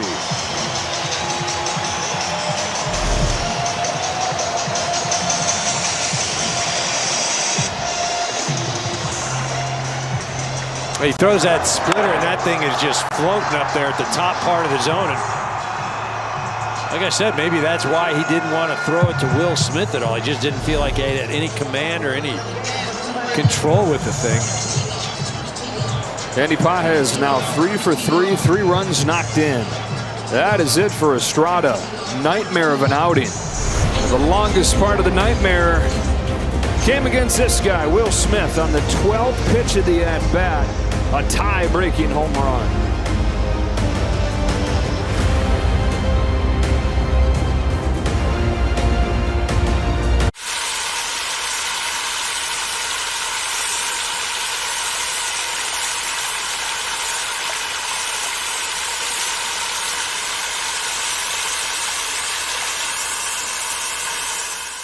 All right, Ryan, PSA dove in. Do we have them graded? We do. This is the first set of graded cards from the 2024 Topps MLB Network set. I'm so excited about this. Yeah. Now, they all have the same grade, or? No. So Yes, one sir. of us will be like the highest graded card. Could be. There could be multiple.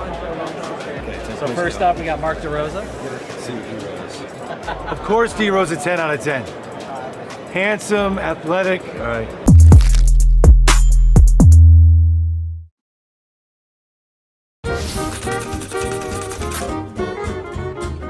Guess who that is?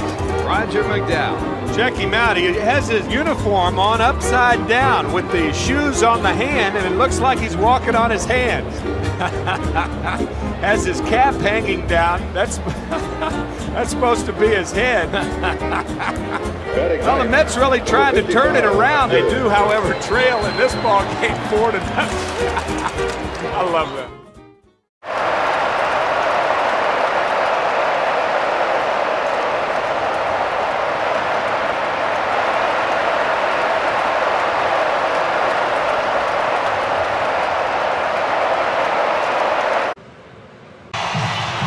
It's Yuki Matsui on to replace Estrada. 5 for 5 the Dodgers go against Estrada. Matsui comes on. The Dodgers will counter with a pinch hitter. Kike Hernandez for Michael Conforto. Hernandez 1 for his last 21. Dodgers haven't faced too many left-handed pitchers, and so a lot of his opportunities have been off of the bench.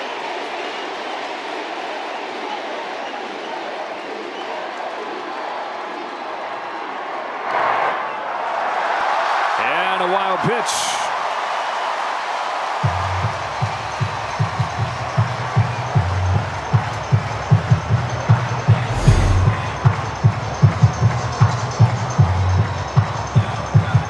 Padres helping the Dodgers, putting 2 runners now in scoring position. Going to have to draw the infield in. Still nobody out.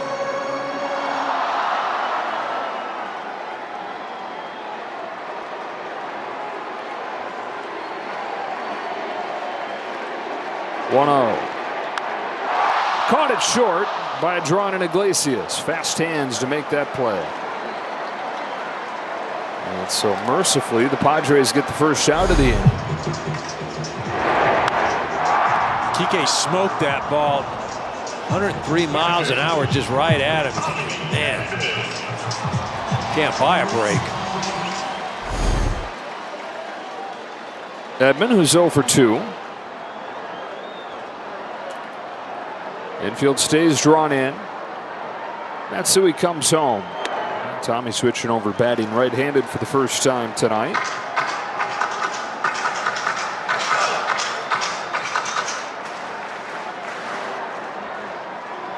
With Ohtani waiting on deck.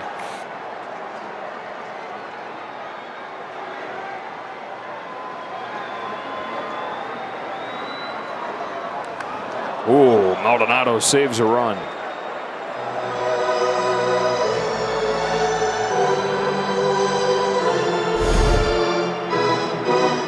I'm not even sure that he realized that he caught that thing. It kind of just lodged in there. Great job, though, by Maldonado. Saves a run and having the other runner move up to third.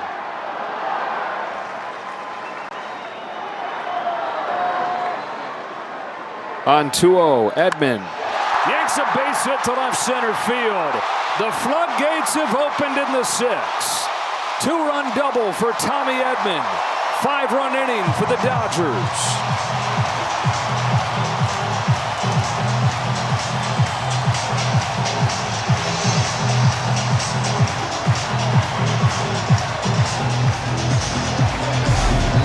This Dodger team just continuing to show the difference in the length of the lineups.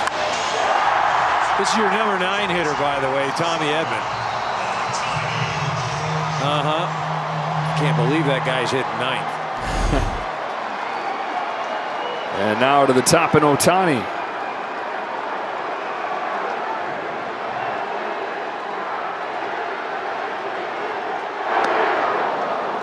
Ohtani has struck out twice in this game. Those are the only 2 strikeouts for the Dodgers as a team. They had 12 Ks in yesterday's game. Only 2 today, though.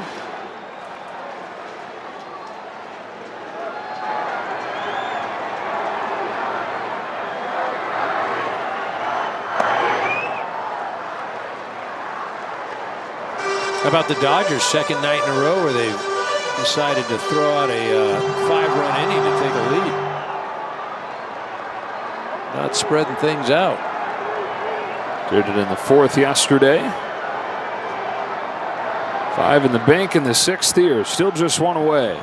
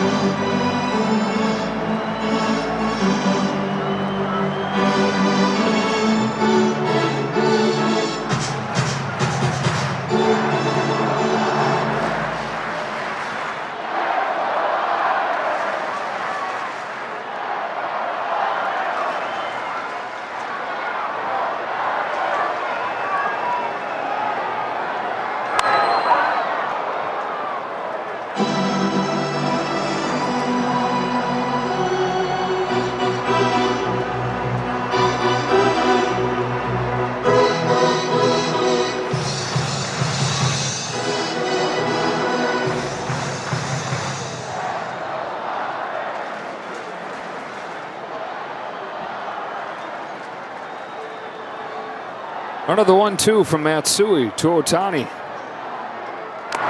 Fouled into the glove, and the 3rd Ohtani strikeout of this game. 3rd strikeout, all 3 of them swinging. This one I think just surprises it, throws it right down the middle part of the plate. Are they going to walk Mookie Betts to put him at 1st and 2nd and set up the lefty-lefty matchup with Nestor Cortez and Yuki Matsui and Freddie Freeman.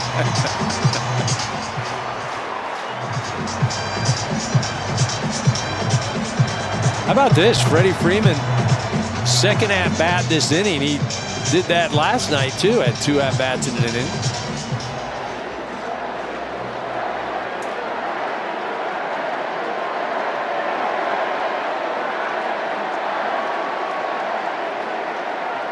With runners at 1st and 2nd. Started this inning with a single. And now he'll launch a ball down the line, but foul.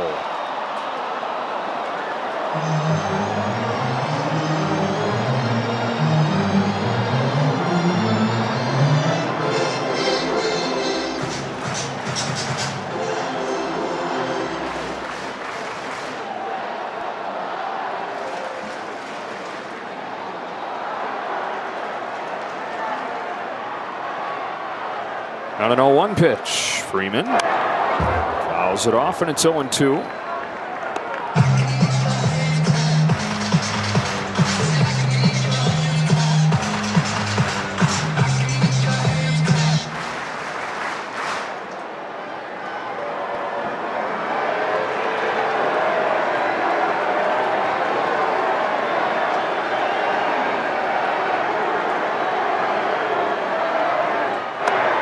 Takes strike 3.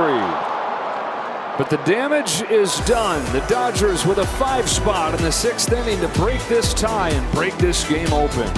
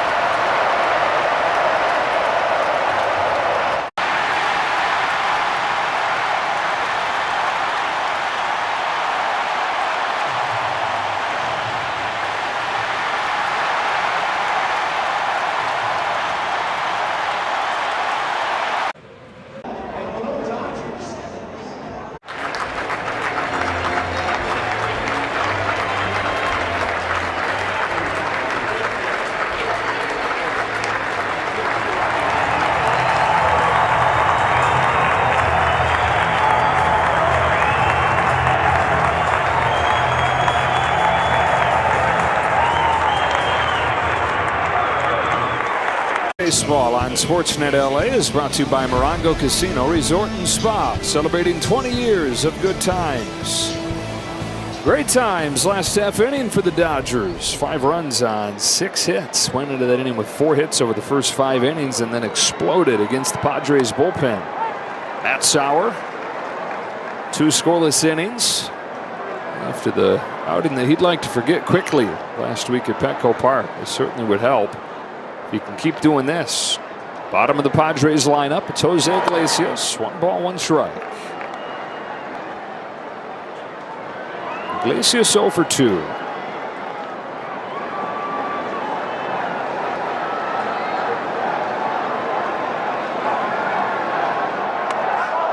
Ouch.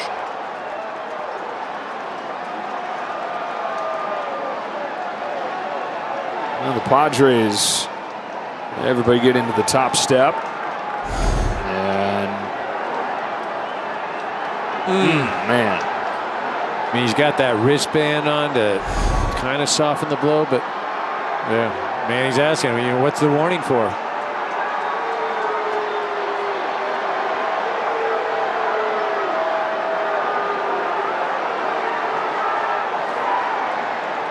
All right, so if you're just tuning in and you're like, well, why is everybody so upset? It's just a hit by pitch. Well, there have been a few of those. This is Andy Pages getting hit last night. Everybody agreed that that was not intentional. But then tonight, Tatis gets hurt. 1 inning gets hit. 1 inning later, Ohtani gets hit.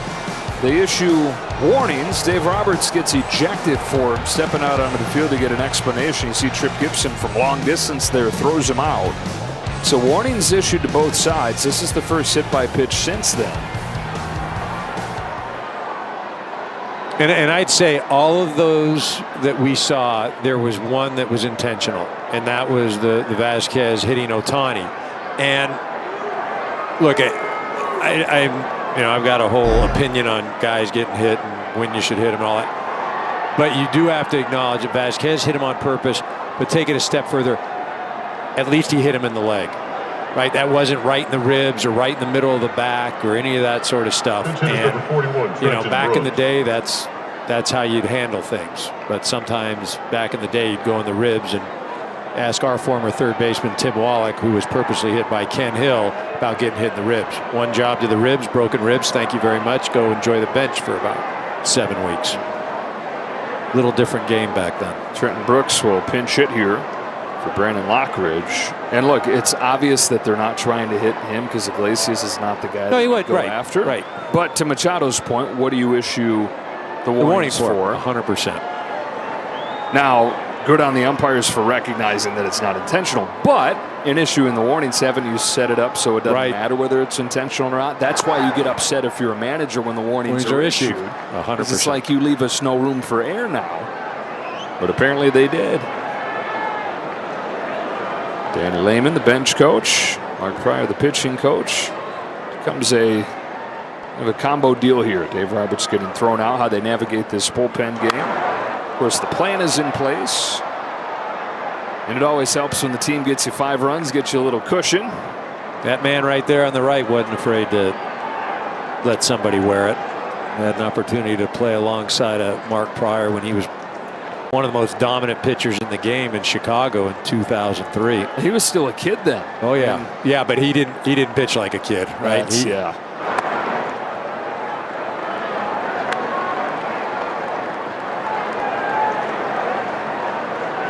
And he had that killer attitude. Oh, too. he was. I mean, at that time, you know, I would have predicted that guy stays healthy. He's going to be one of the best pitchers to ever take the mound. I mean, he had everything. Just didn't have health. But man, he could pitch.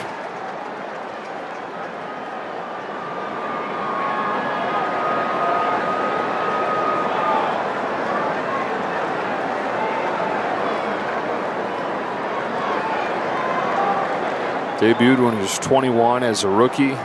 18-6 in that 2003 season. 18-6 with a 243. And throwing 120 pitches a game, right? I mean, this was a little different time.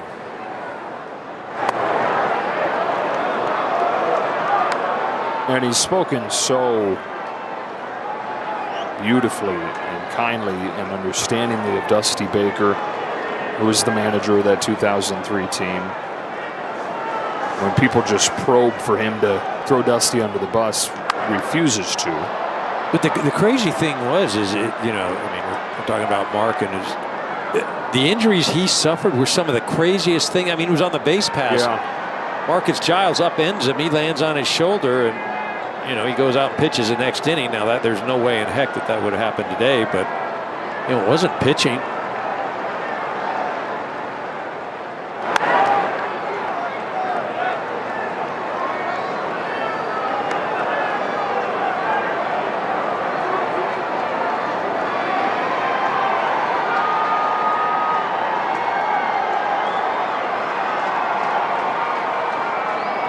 Yeah, how about a complete game in the division series against the Braves in his postseason debut? High drive off of the bat of Trenton Brooks, and in his second game as a Padre, he hits his first home run. The Padres saying not so fast, an 8-5 game.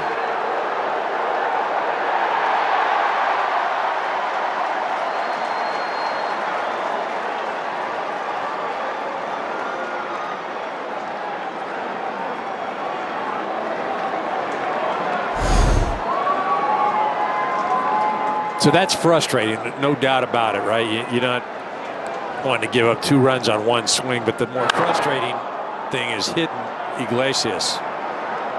Your team's just scored a couple of runs. You've got a nice lead, and number 17. Put the first guy on, either a walk or hit by pitch. All right, you got to regroup right now.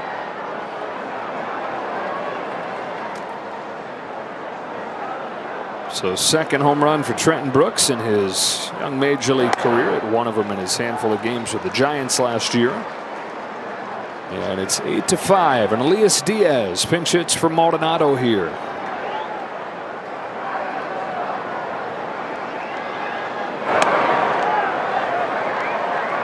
One ball, one strike. Anthony Banda. So you get to the point here where you're looking at what is left in the bullpen. You got a few guys who have thrown back-to-back days. And then Banda, who threw 21 pitches yesterday. So you're going to have some guys digging deep here. Scott, Vesia, and Yates have all thrown back-to-back days.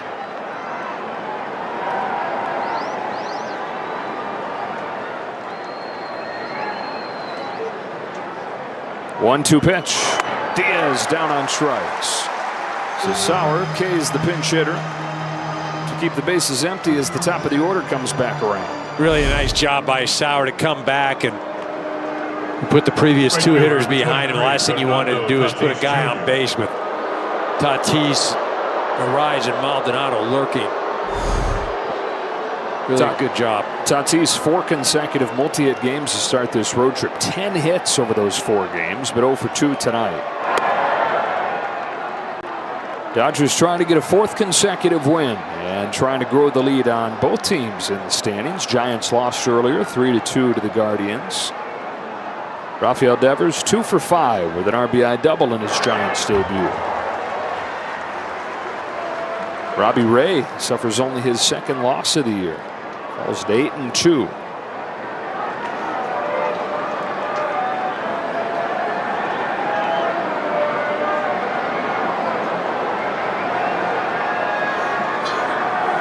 Sauer kicks and fires. Tatis watches one bounce. Michael Kopech begins to warm.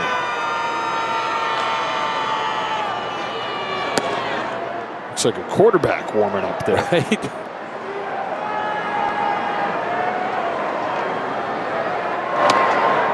It's ball 3. 5 runs on 6 hits for the Padres in this game. 8 runs on 10 hits for the Dodgers. Most of those coming last inning.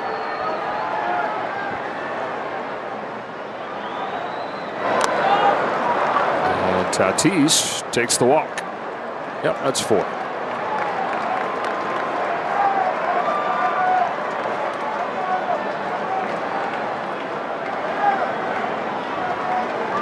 Pryor coming out. It's a little harder to tell when the change is going to happen. Right.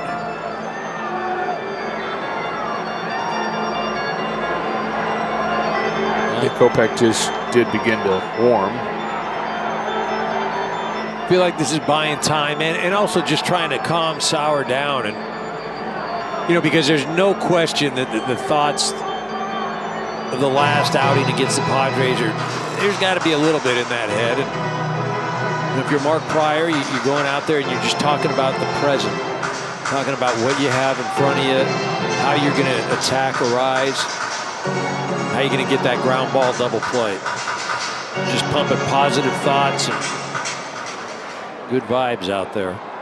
Dodgers have turned a season-high 3 double plays in this game to this point.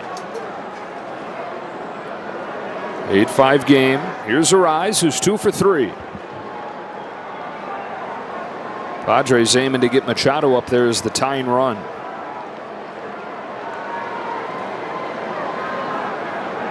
Sauer deals. Inside corner for a strike.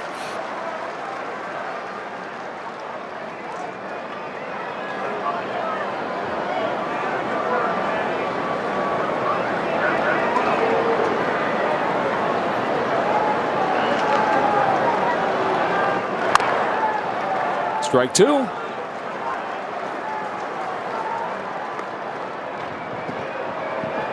I almost feel like if I'm Sauer, I want to crowd Arraez here. He's flipped 2 balls that have been down and away from him out into left field. It's one of the superpowers, right? Just one of the best bad ball hitters. Doesn't matter where you put it. His average on pitches out of the zone is always right at the top of the list. Goes up to get that one. Diving stop from Tommy Edman, but safe at second.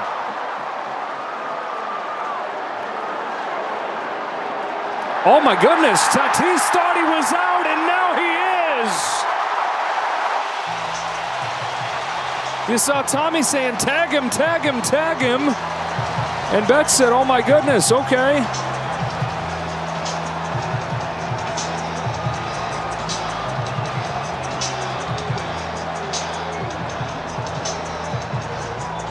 All right, what happened? It's interesting. Here? I don't know if there was timeout, if the home plate umpire had called timeout, or if Will had asked for it.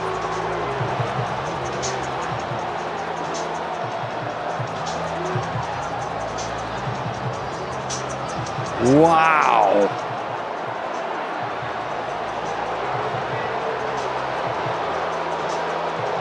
Did he say you get me? And did Mookie nod and say yeah? But I think there must have been timeout coming from home plate, because there's no argument or anything. I mean, yeah, but where is he going? Well, I think he thought that it was an out. I do. So he just lucks out. So that time had been called. Not. Yes, lucks out exactly. That is going to do it for Sauer. Man, this game has had a little bit of everything. So Tatis is in fact safe at second, and the Padres do get Manny Machado to the plate representing the tying run. And for that, here comes Michael Kopech.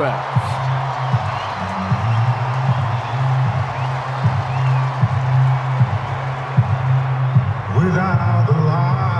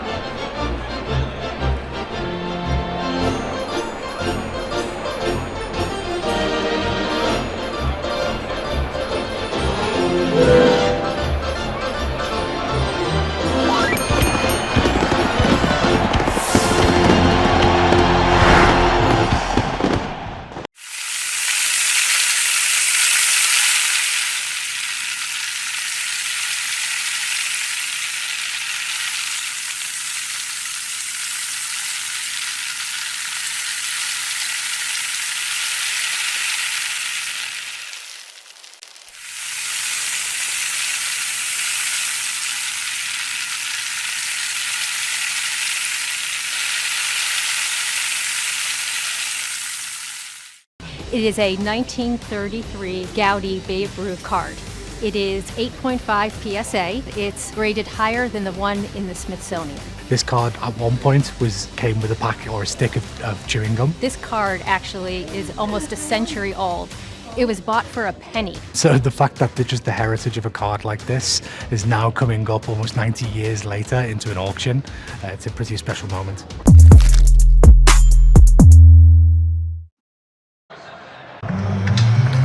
Padres got a bit of luck right there. You saw Tatis. He thought he was out. He's walking off of the base. They tag him. He should be out, right? No. Watch the home plate umpire. He grabs the ball. He's going to put a new ball in play. So he calls timeout, and it happens before Tatis leaves the bag and Mookie tags him. So just by chance, the Padres dodge a bullet. Michael Kopech throws one for a strike on Machado. So still just one gone in the 7th inning. It's Kopech's 5th outing of the year. Unscored upon to this point. His 0-1 pitch. Rides by the knuckles. Fouled off, and it's 0-2. Kopech a scoreless inning yesterday. Needed just 11 pitches, though. Everybody that came out of the pen yesterday, uber efficient. Here's his 0-2.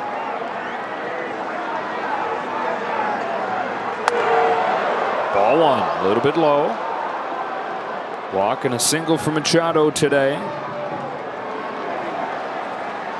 11 home runs on the year. 8 of those 11 home runs coming over the last month, including one last night. 1-2 pitch. Good pick by Smith. Pick it, Will. Wow. Well, that was huge.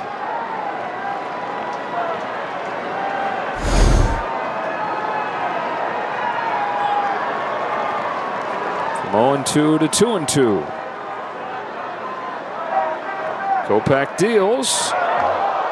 Way high. Ricochets off of the top of the screen. Tatis comes halfway home and then goes back. Pinball. Ultimately just 90 feet apiece.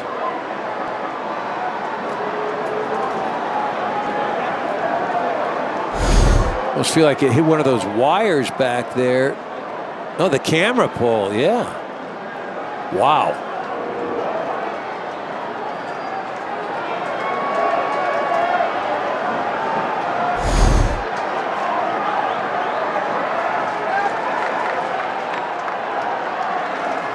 Now a payoff pitch, and he walked him. Got ahead 0-2 and then walked him. And the Padres have loaded him up. Kopech getting ahead, as you mentioned, 0-2, and then trying to make the perfect pitch. Unable to do it, and actually misses by quite a bit. So now it's Gavin Sheets with the bases loaded. He was up in this situation in the 3rd inning, crushed a ball that turned into a sacrifice fly in front of the wall. Got an RBI single as well and a walk. How about former teammates right here, huh? That's right. Oh, White Sox find themselves very far from White Sox land. A heated division race head to head.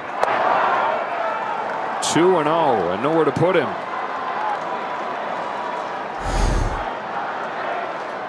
I mean, that pitch clips the zone, but the previous 4 or 5 pitches were so erratic he wasn't going to get the benefit of the doubt. There's a strike. The home runs have been a problem for the Dodger bullpen this year. They've given up 7 grand slams. That's the most in baseball. On a 2-1 pitch, Sheets takes in the dirt, ball 3. And in a situation where the Dodgers need Kopech to find it, they're tapped out in that bullpen. I mean, after the first 2 pitches he threw to Machado, it's like no problem. I mean, right? It looked good, but there have been a ton of non-competitive pitches since. Wow! Thank you. Oh, what a gift. I mean, that's one of those cases where he decided he was swinging before Kopech even started his windup. I mean, that screams of not good hitting there. Wow. 3-2. Sky high pop fly right side of the diamond. Freddie Freeman. 2 gone. Man, oh man. I mean, the Padres have The Bogarts 2-0 off Trevino, where he ends up hitting to a double play. Not good. And that one right there, 3-1. You decide you're swinging against a guy that hasn't even been close to the zone. Man, yeah, you make a little mark on that at bat right there. Oh my goodness. Maybe a big mark. And speaking of Bogarts, up there with the bases loaded and 2 outs and strike 1 from Kopech. You're going to give Kopech a little life. You watch him just dot 3 pitches right here. Great location.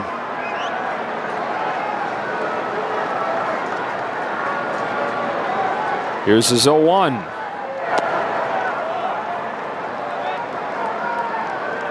Padres have scored a pair on a home run from Trenton Brooks. This is a separate part of the inning, though.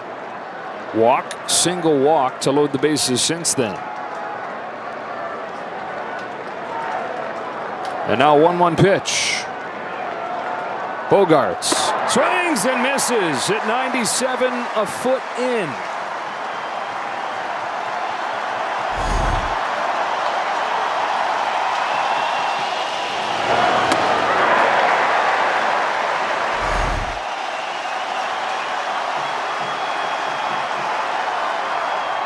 Oh my goodness. Balks in a run.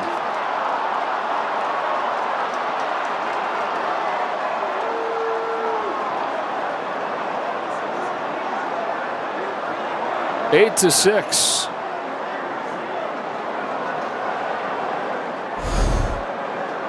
Kopech's first balk as a Dodger.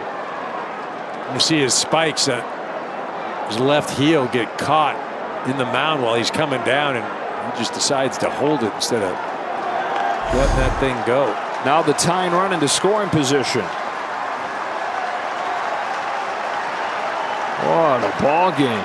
What a ride. The 1-2 pitch. Bogarts cracks a ground ball to short for Mookie Betts. That's the inning. Padres climb right back into it with 3 in the top of the 7th.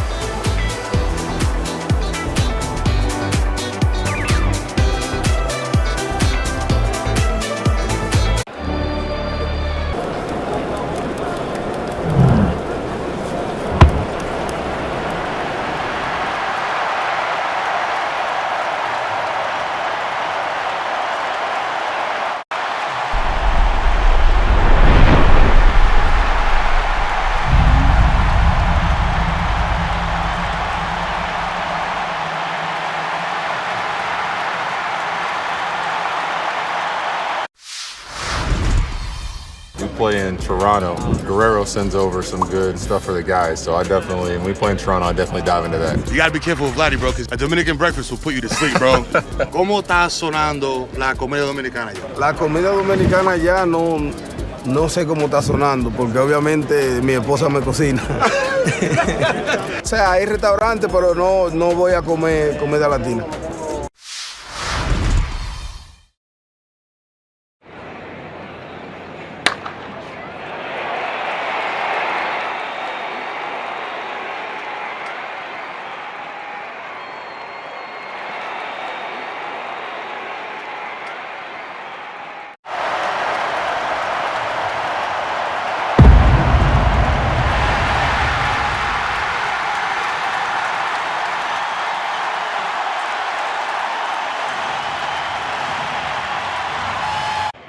At-bats not only of the year, but one of the best at-bats I've ever seen.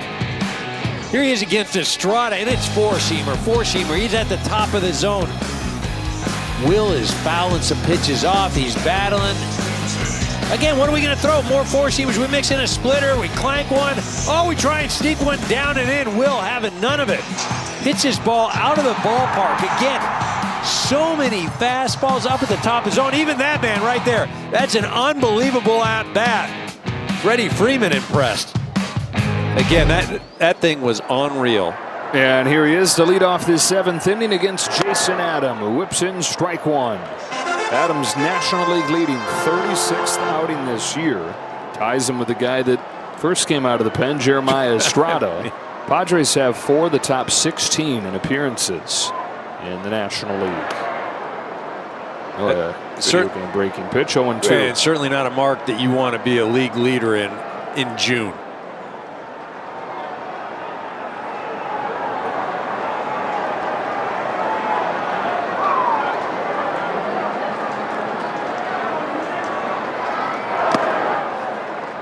So for the Dodgers here, Smith, Teoscar Hernandez, and Max Muncy. Marathon at bat for Will Smith, and a marathon of a game just with so much happening. Just when it feels like one team's got it, Padres get 3 runs in the top of the inning to make it tense again. 2-2 on Smith. I'd love to be a fly on a wall in Doc's office right now. How many? Probably been screaming at the TV a couple times, throwing some stuff, yelling, yeah, everything.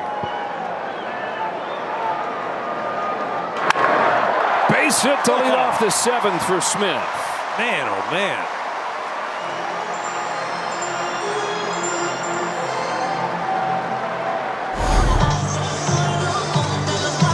That ball was smoked, 108 miles an hour off the bat.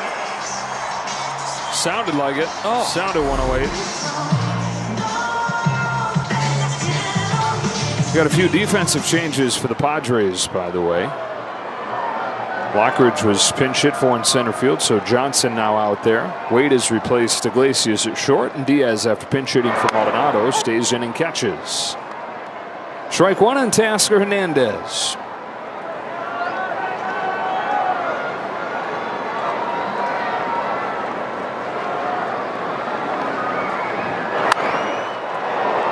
Just foul.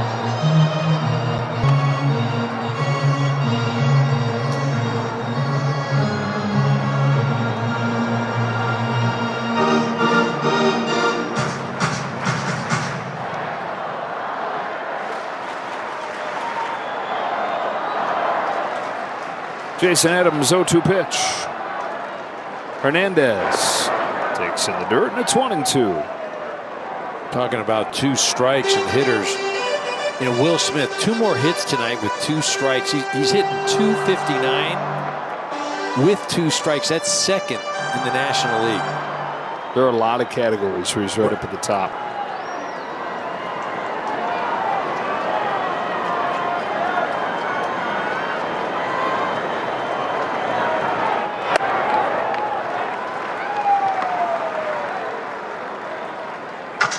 Leading vote getter among catchers. Leaning towards a 3rd consecutive trip to the All-Star game. 2-2 on Teoscar. Here it comes. Grounder ricochets off Adam. 1-4-6-3. This game full of double plays. Game full of everything. We got baseball bingo. I'll tell you what, this has been an entertaining game. So many different things. Whether it's crazy plays, whether it's guys getting hit by pitches, people getting thrown out of the ball game, home runs.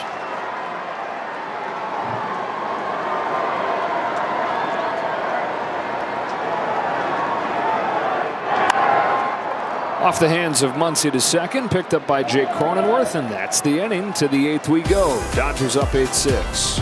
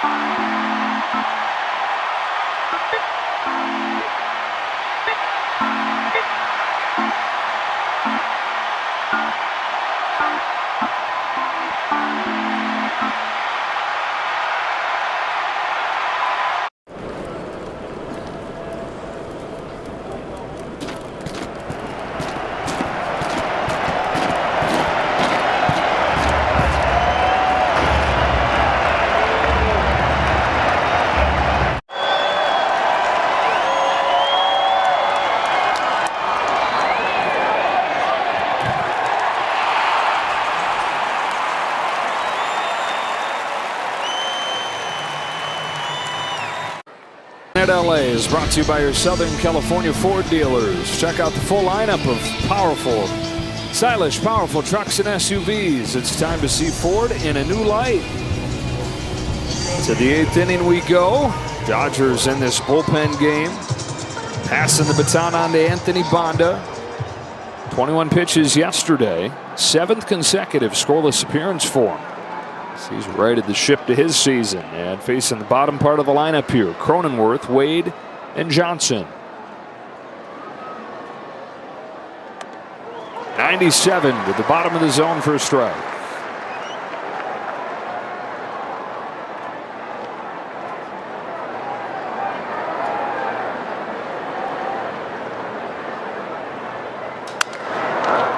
Crack bat flare, shuttle left.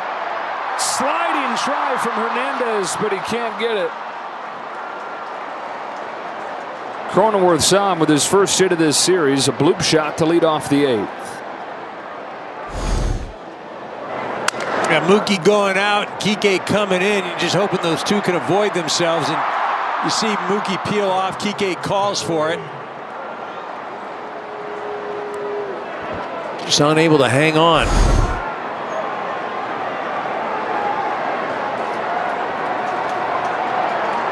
So the leadoff man on, Tyler Wade coming up. Off of the bench last inning for Iglesias. His first at bat today after he started yesterday's game and went 0 for 2. He's now 4 for 26 in this month of June.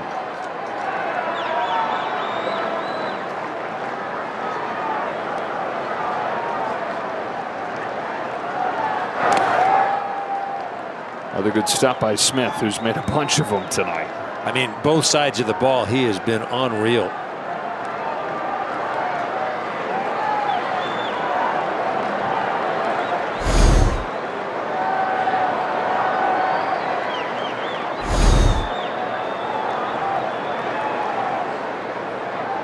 Banda's 1-1. Just misses.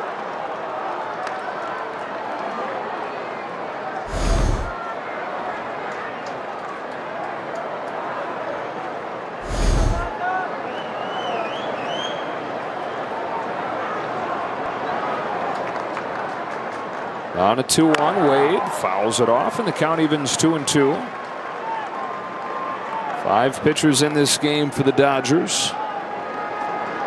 Now this is the bullpen game. Yesterday they used 7 pitchers. Right.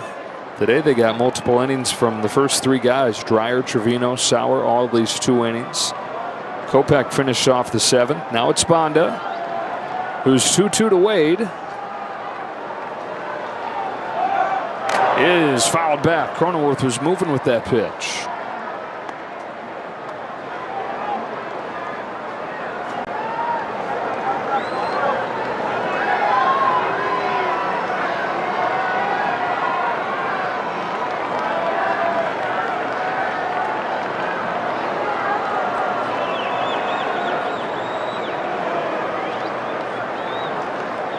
Not going this time. Ball 3.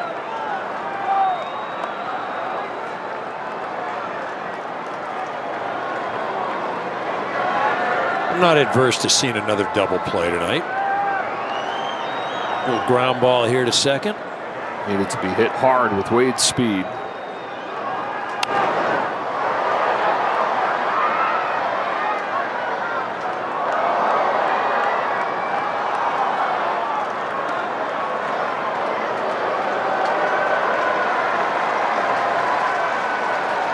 Now the only guys left down in that bullpen, Yates, Scott, Vesia, have all pitched back-to-back days.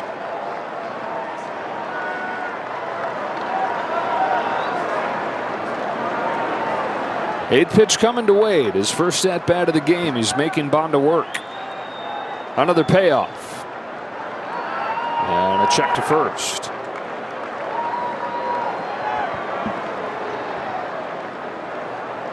Lead has changed hands 3 times in this game. Dodgers blew it open with a 5-run 6, but the Padres cut it in half with 3 runs in their next at bat. 8-6, top 8. Here comes the payoff. Cronenworth runs. Strike 3, throw to second, not in time. Wade strikes out, though, for the first out of the 8th. Nice pitch by Bonda. He thought he got a strike earlier in that same spot right there. Center fielder number 29, Bryce Johnson. Well able to sell the strike and make the throw. So these 5 pitchers have combined to get everybody jumbo jack. 7 strikeouts in tonight's game. 1 away for Bryce Johnson. First at bat of the year for Johnson at the big league level.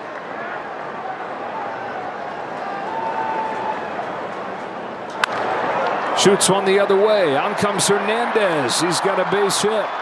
Cronenworth had to be sure that it would fall, so he advances just 90 feet. Johnson, 1 pitch into his season, has a hit. Catcher number 17, Elias Diaz. That thing off the very end of the bat probably broke the thing 70 miles an hour. Just kind of fluttered out there to right field. Well, the former San Francisco Giant had some time with the Padres last year. He's been hitting above 300 for AAA El Paso. Takes advantage of his first chance here. Tying run aboard. Johnson has lightning speed over there at first base. Diaz at the plate. Tops one foul.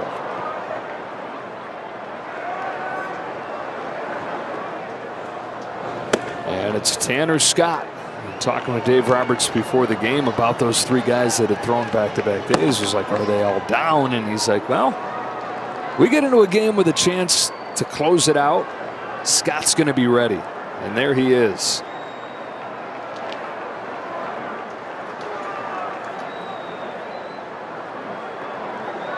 The 0-1 pitch.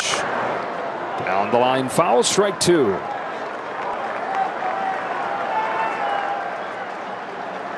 Kind of night where each guy that takes the mound is just reaching as far as they can.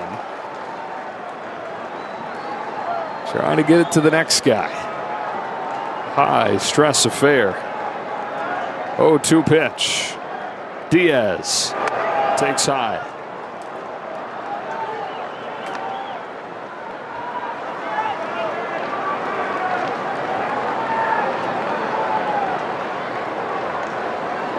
Top of the order, waiting on deck in the form of Tatis.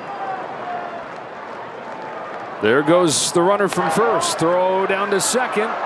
Not in time, and the tying run in scoring position as the Padres have stolen 2 bases in this inning off Bonda.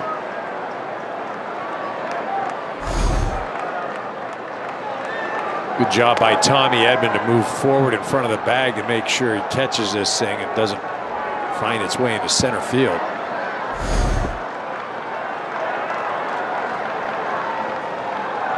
Two on with 1 out and a 2-2 pitch. Another foul by the bag. And a broken bat. Go get a new one. Bonda, after throwing 21 pitches yesterday, already 16 here and still just 1 out.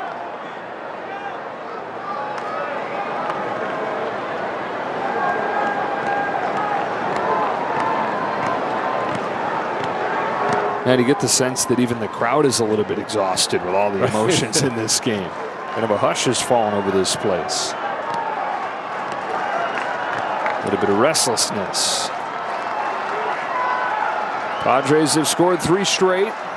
Tying run in scoring position with 1 gone in the 8th. Another 2-2 from Anthony Bonda is lifted foul. We'll do it again. Both teams tonight 3 for 8 with runners in scoring position. Padres started 3 for 3. Right. 0 for their last 5.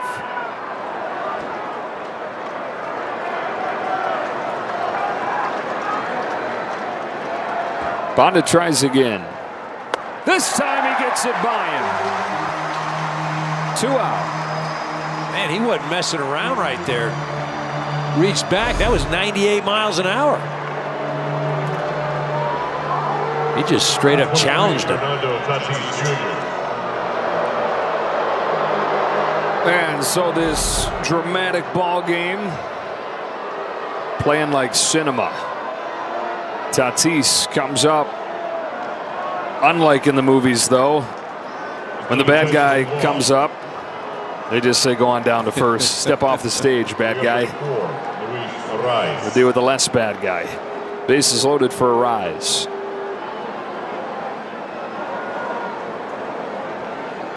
Maybe less bad, but just as good. 3 hits in this game. 3 consecutive batting titles for this man. First one from Banda. Spins away, check swing.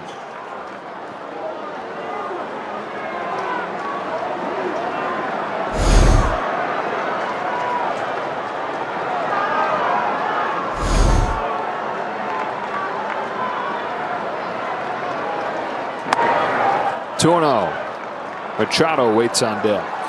Banda definitely juiced up tonight. He's thrown his 2 hardest pitches all season. 98.5 and then 98.3.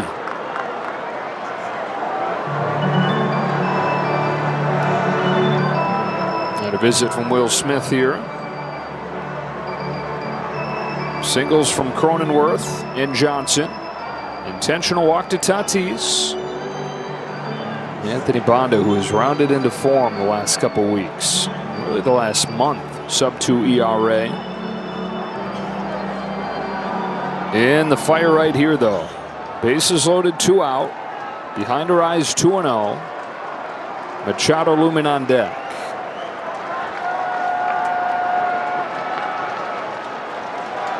Here it comes. Arraez flies it down the line. Long way to go for Shohei Hernandez. He gets there, and the Padres leave the bases loaded.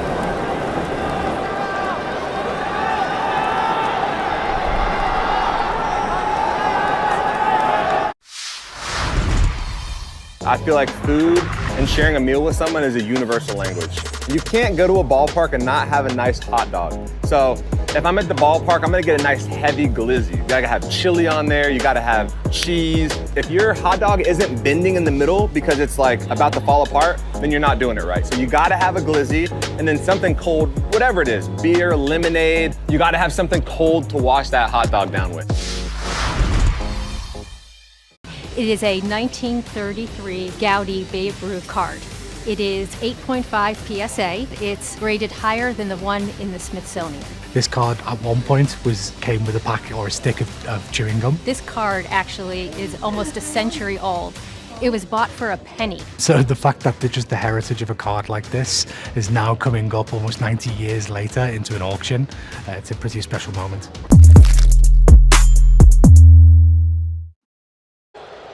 After the game, Mercury Insurance will present Access Sportsnet Dodgers. Dodgers by 2 to the bottom of the 8th. Andy Pages a lead off. He's got a perfect night going. 3 is the number. He's 3 for 3. 3 runs batted in, 3 runs scored. In his first career 2 home run game.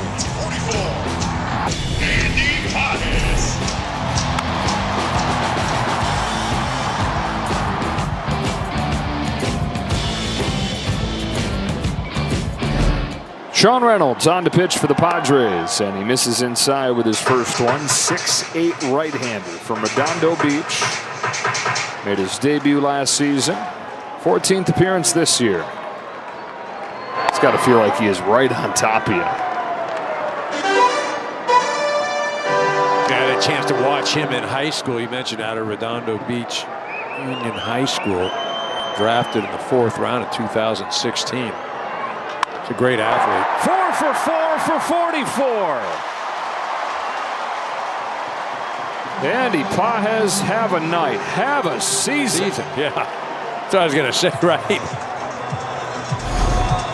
Left fielder, number 8, I mean, the thing that's so impressive right now is we watched him hit a ball off of Dylan Cease, 98 miles an hour, down and away. He shoots it the other way. This ball in. What's he do? He turns on it. He's hitting balls through the fence, over the fence.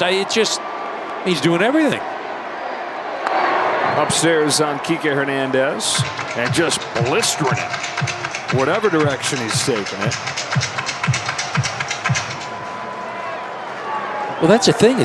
There's really not an area to attack him right now.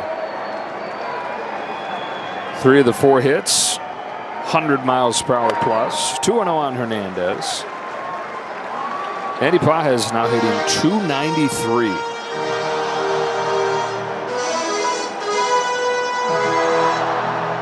You know, maybe the anomaly was the bad start. Sure looking like it right now. Right.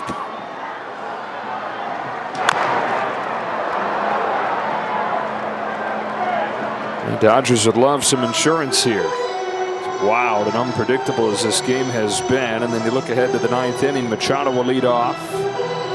Sheets, then Bogarts. And it does look like Tanner Scott is going to pitch for a 3rd consecutive day.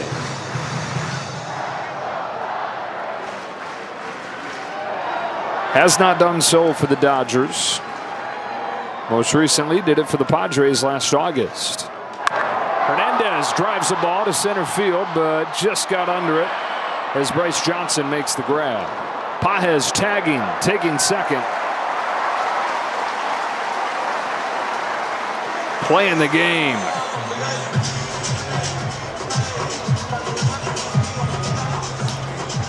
Good job by Pages. When he sees him settling under it, knows it's going to be an easy catch. He gets back to first base and puts himself in a scoring position easily.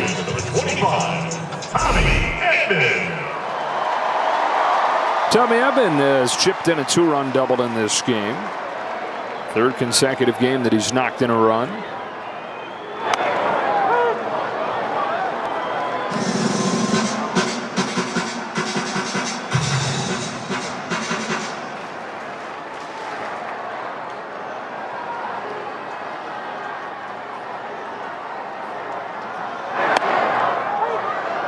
Nothing in 2. Dodgers this series 8 for 21 with runners in scoring position, a .381 clip, 12 RBIs. It's been the best runners in scoring position hitting in franchise history.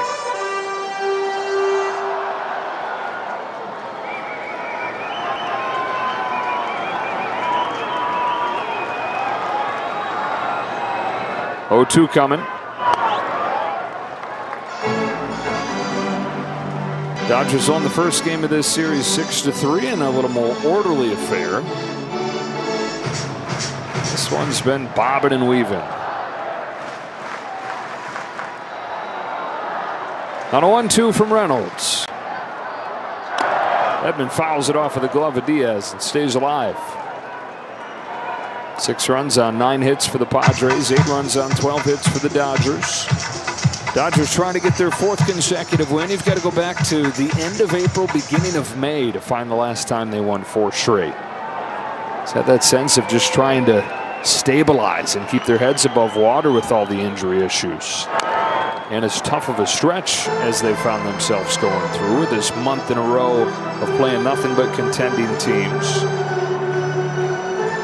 Look at a break in terms of that come this weekend when the Nationals come in. They've lost 10 consecutive games, Washington has, including the first 2 to the Red Hot Rock Show.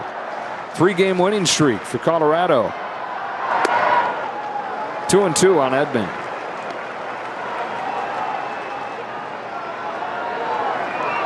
Rockies put up 10 today.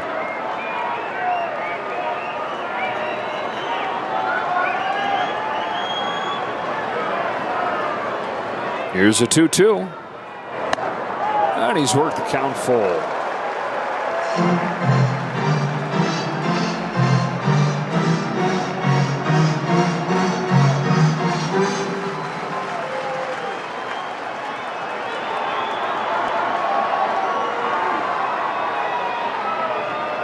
Three-two.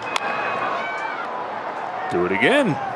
Next pitch will be the 9th. You know, one of the reasons the Dodgers, for me, are so good with runners in scoring position, it's they never give away an at-bat. And it's the same approach. You know, when guys aren't on, you see these guys battling with 2 strikes. And it's not really like they get hyper-focused when there's guys on. It's just this team by nature, they don't give away at-bats.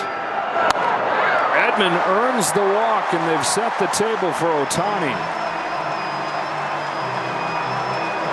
And it's an Ohtani that feels like a ticking time bomb because he comes up 0 for 3 with 3 Ks. He's going to face somebody else.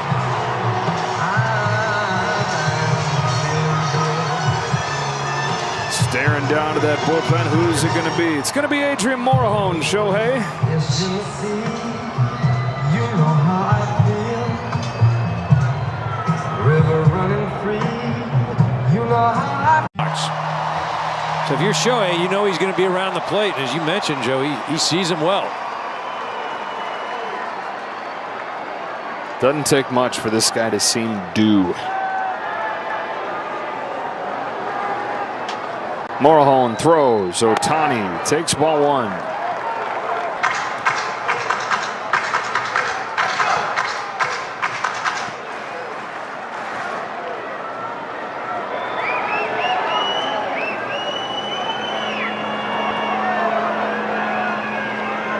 On a 1-0 pitch, Shohei waves and misses. Count evens 1-1. Been a lot of swing and miss tonight. All 3 of his strikeouts finished off by swinging strikes.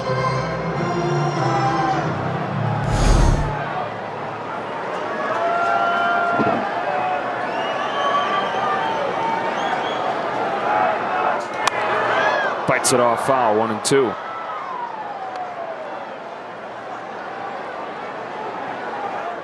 So he set him up. He threw him that slider that got Ohtani to kind of wave at it. And then he runs that sinker at 97 up and in. So he's basically establishes 2 places where he can attack Shohei. Kind of figure he's going to go way out of the zone here, away. Target initially set up and in, and it was a deke. Yeah. It was what you called for.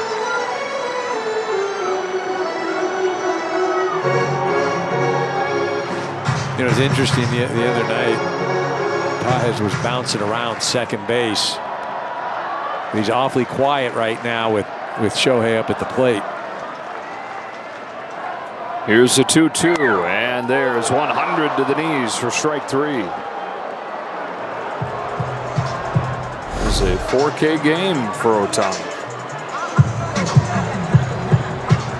I mean, Morejon, again, 197 up and in, that slider low and away. I mean, it doesn't matter. He has got electric stuff.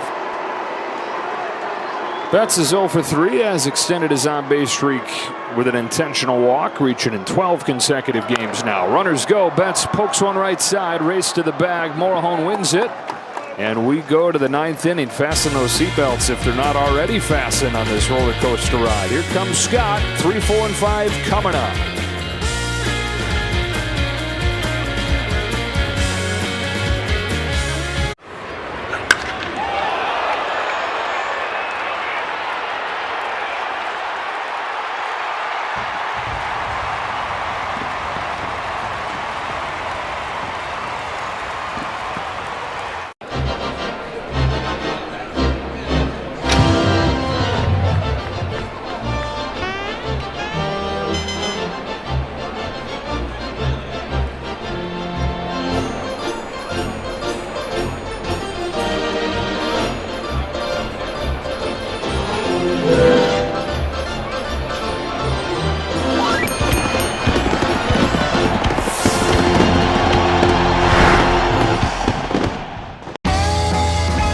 Gosh, we've gone to Sea Dogs games since we were kids. I've been coming to see the Sea Dogs for the last 30 years. Great experience. Everybody here is just bends over backwards to help people out and wish the world was like it is right here at the ballpark. We've always wanted to be more than just a baseball team. We want to be strong, active, contributing members of the community. And I think that effort is seen by the people and the fans, and they want to support that effort.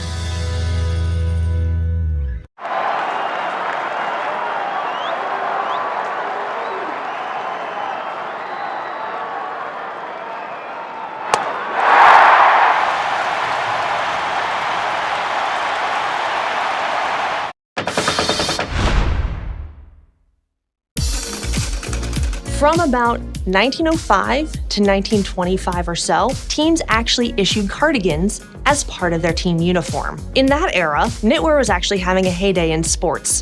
Think of ski sweaters or Argyle sweater vests on the Gulf Green.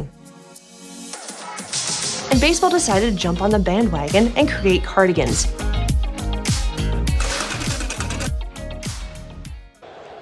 Dodgers trying to make it 4 consecutive wins and trying to sink the Padres to a season high. 5 games out of first place. Giants lost earlier to the Guardians. And the Dodgers with an 8-6 lead as we go to the 9th inning. For the first time as a Dodger, Tanner Scott works 3 consecutive days. 3 up, 3 down. 3 consecutive games for the left-hander. Machado leads off. Scott deals. Upstairs, ball 1. As you mentioned too, Joe, Dave Roberts telling us that if there was an opportunity to win a ball game and Tanner Scott could be used, they were going to go to him, and good reason too. Since June 3rd, has not allowed an earned run. 7 innings pitched. Got 10 strikeouts of the 23 batters he's faced. 3 saves, 2 holds. I mean, he has been electric. Machado, who's reached 3 times on 1-1, pulls one to short. Betts jumps to get a tough hop and heaves it across for the first out of the 9th. That thing had bad intentions to tie him up, and he refused to let it happen. 102 miles an hour off the bat. You know, you and I were talking before the game, and you know what? I don't even get excited about that play. You know why? Because I expect Mookie to make that now. I'm not enthralled by, hey, he did this, that. He is a legit big league shortstop. End of story. Ball 1 on Sheets. I'm not impressed, Mookie. I see you do that all the time now. It's become the expectation. Pretty darn fast when you consider the move that he's making. 100%. Unprecedented.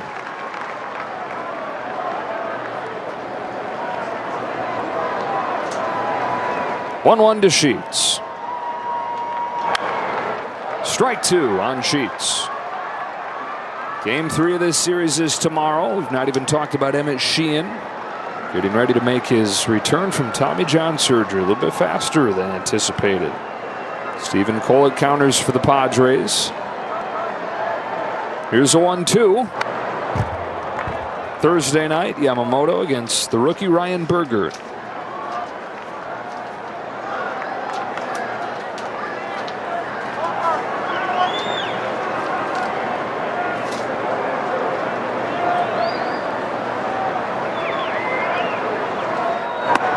Two and 2. Padres trying to get the tying run to the plate here in the 9th inning. Bogaerts is on deck. Sheets, that long at bat against the left-hander and Dreyer to open the game. Not going to run. Dealing with a lefty here. And this time going down swinging. 2 gone in the 9th inning.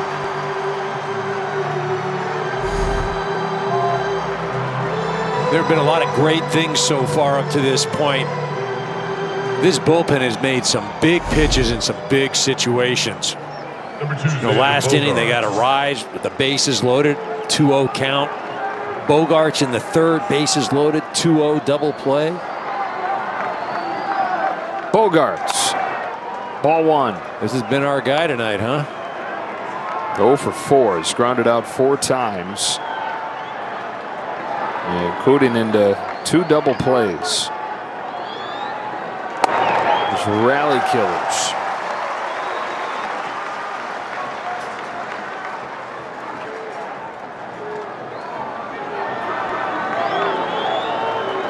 Scott home with a 1-1 pitch. 1-2.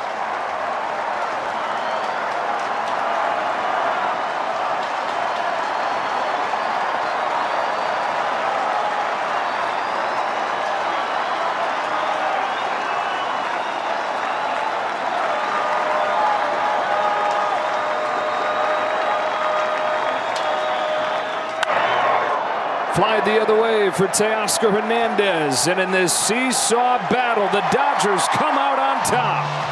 8-6 over the Padres, who they've beaten 4 the first 5 matchups this year. For me, one of the most entertaining games of the season. The Dodgers come out on top. Little bit of everything. We've got offense. We've got openers. We've got bullpen. We've got big hits. We've got Will Smith. Just a great evening. Andy Pages, he's on an all-star quest right now.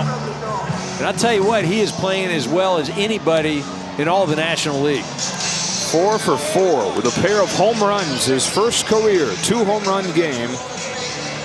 And another case to make that all-star game. Dodgers 8, Padres 6. They've won 4 in a row for the first time in a month and a half. For Eric Karros, David Vassay, the rest of our crew, Joe Davis saying so long from Dodger Stadium. Game 3 of this 4-gamer comes up tomorrow night. Now stay tuned for Access Sports.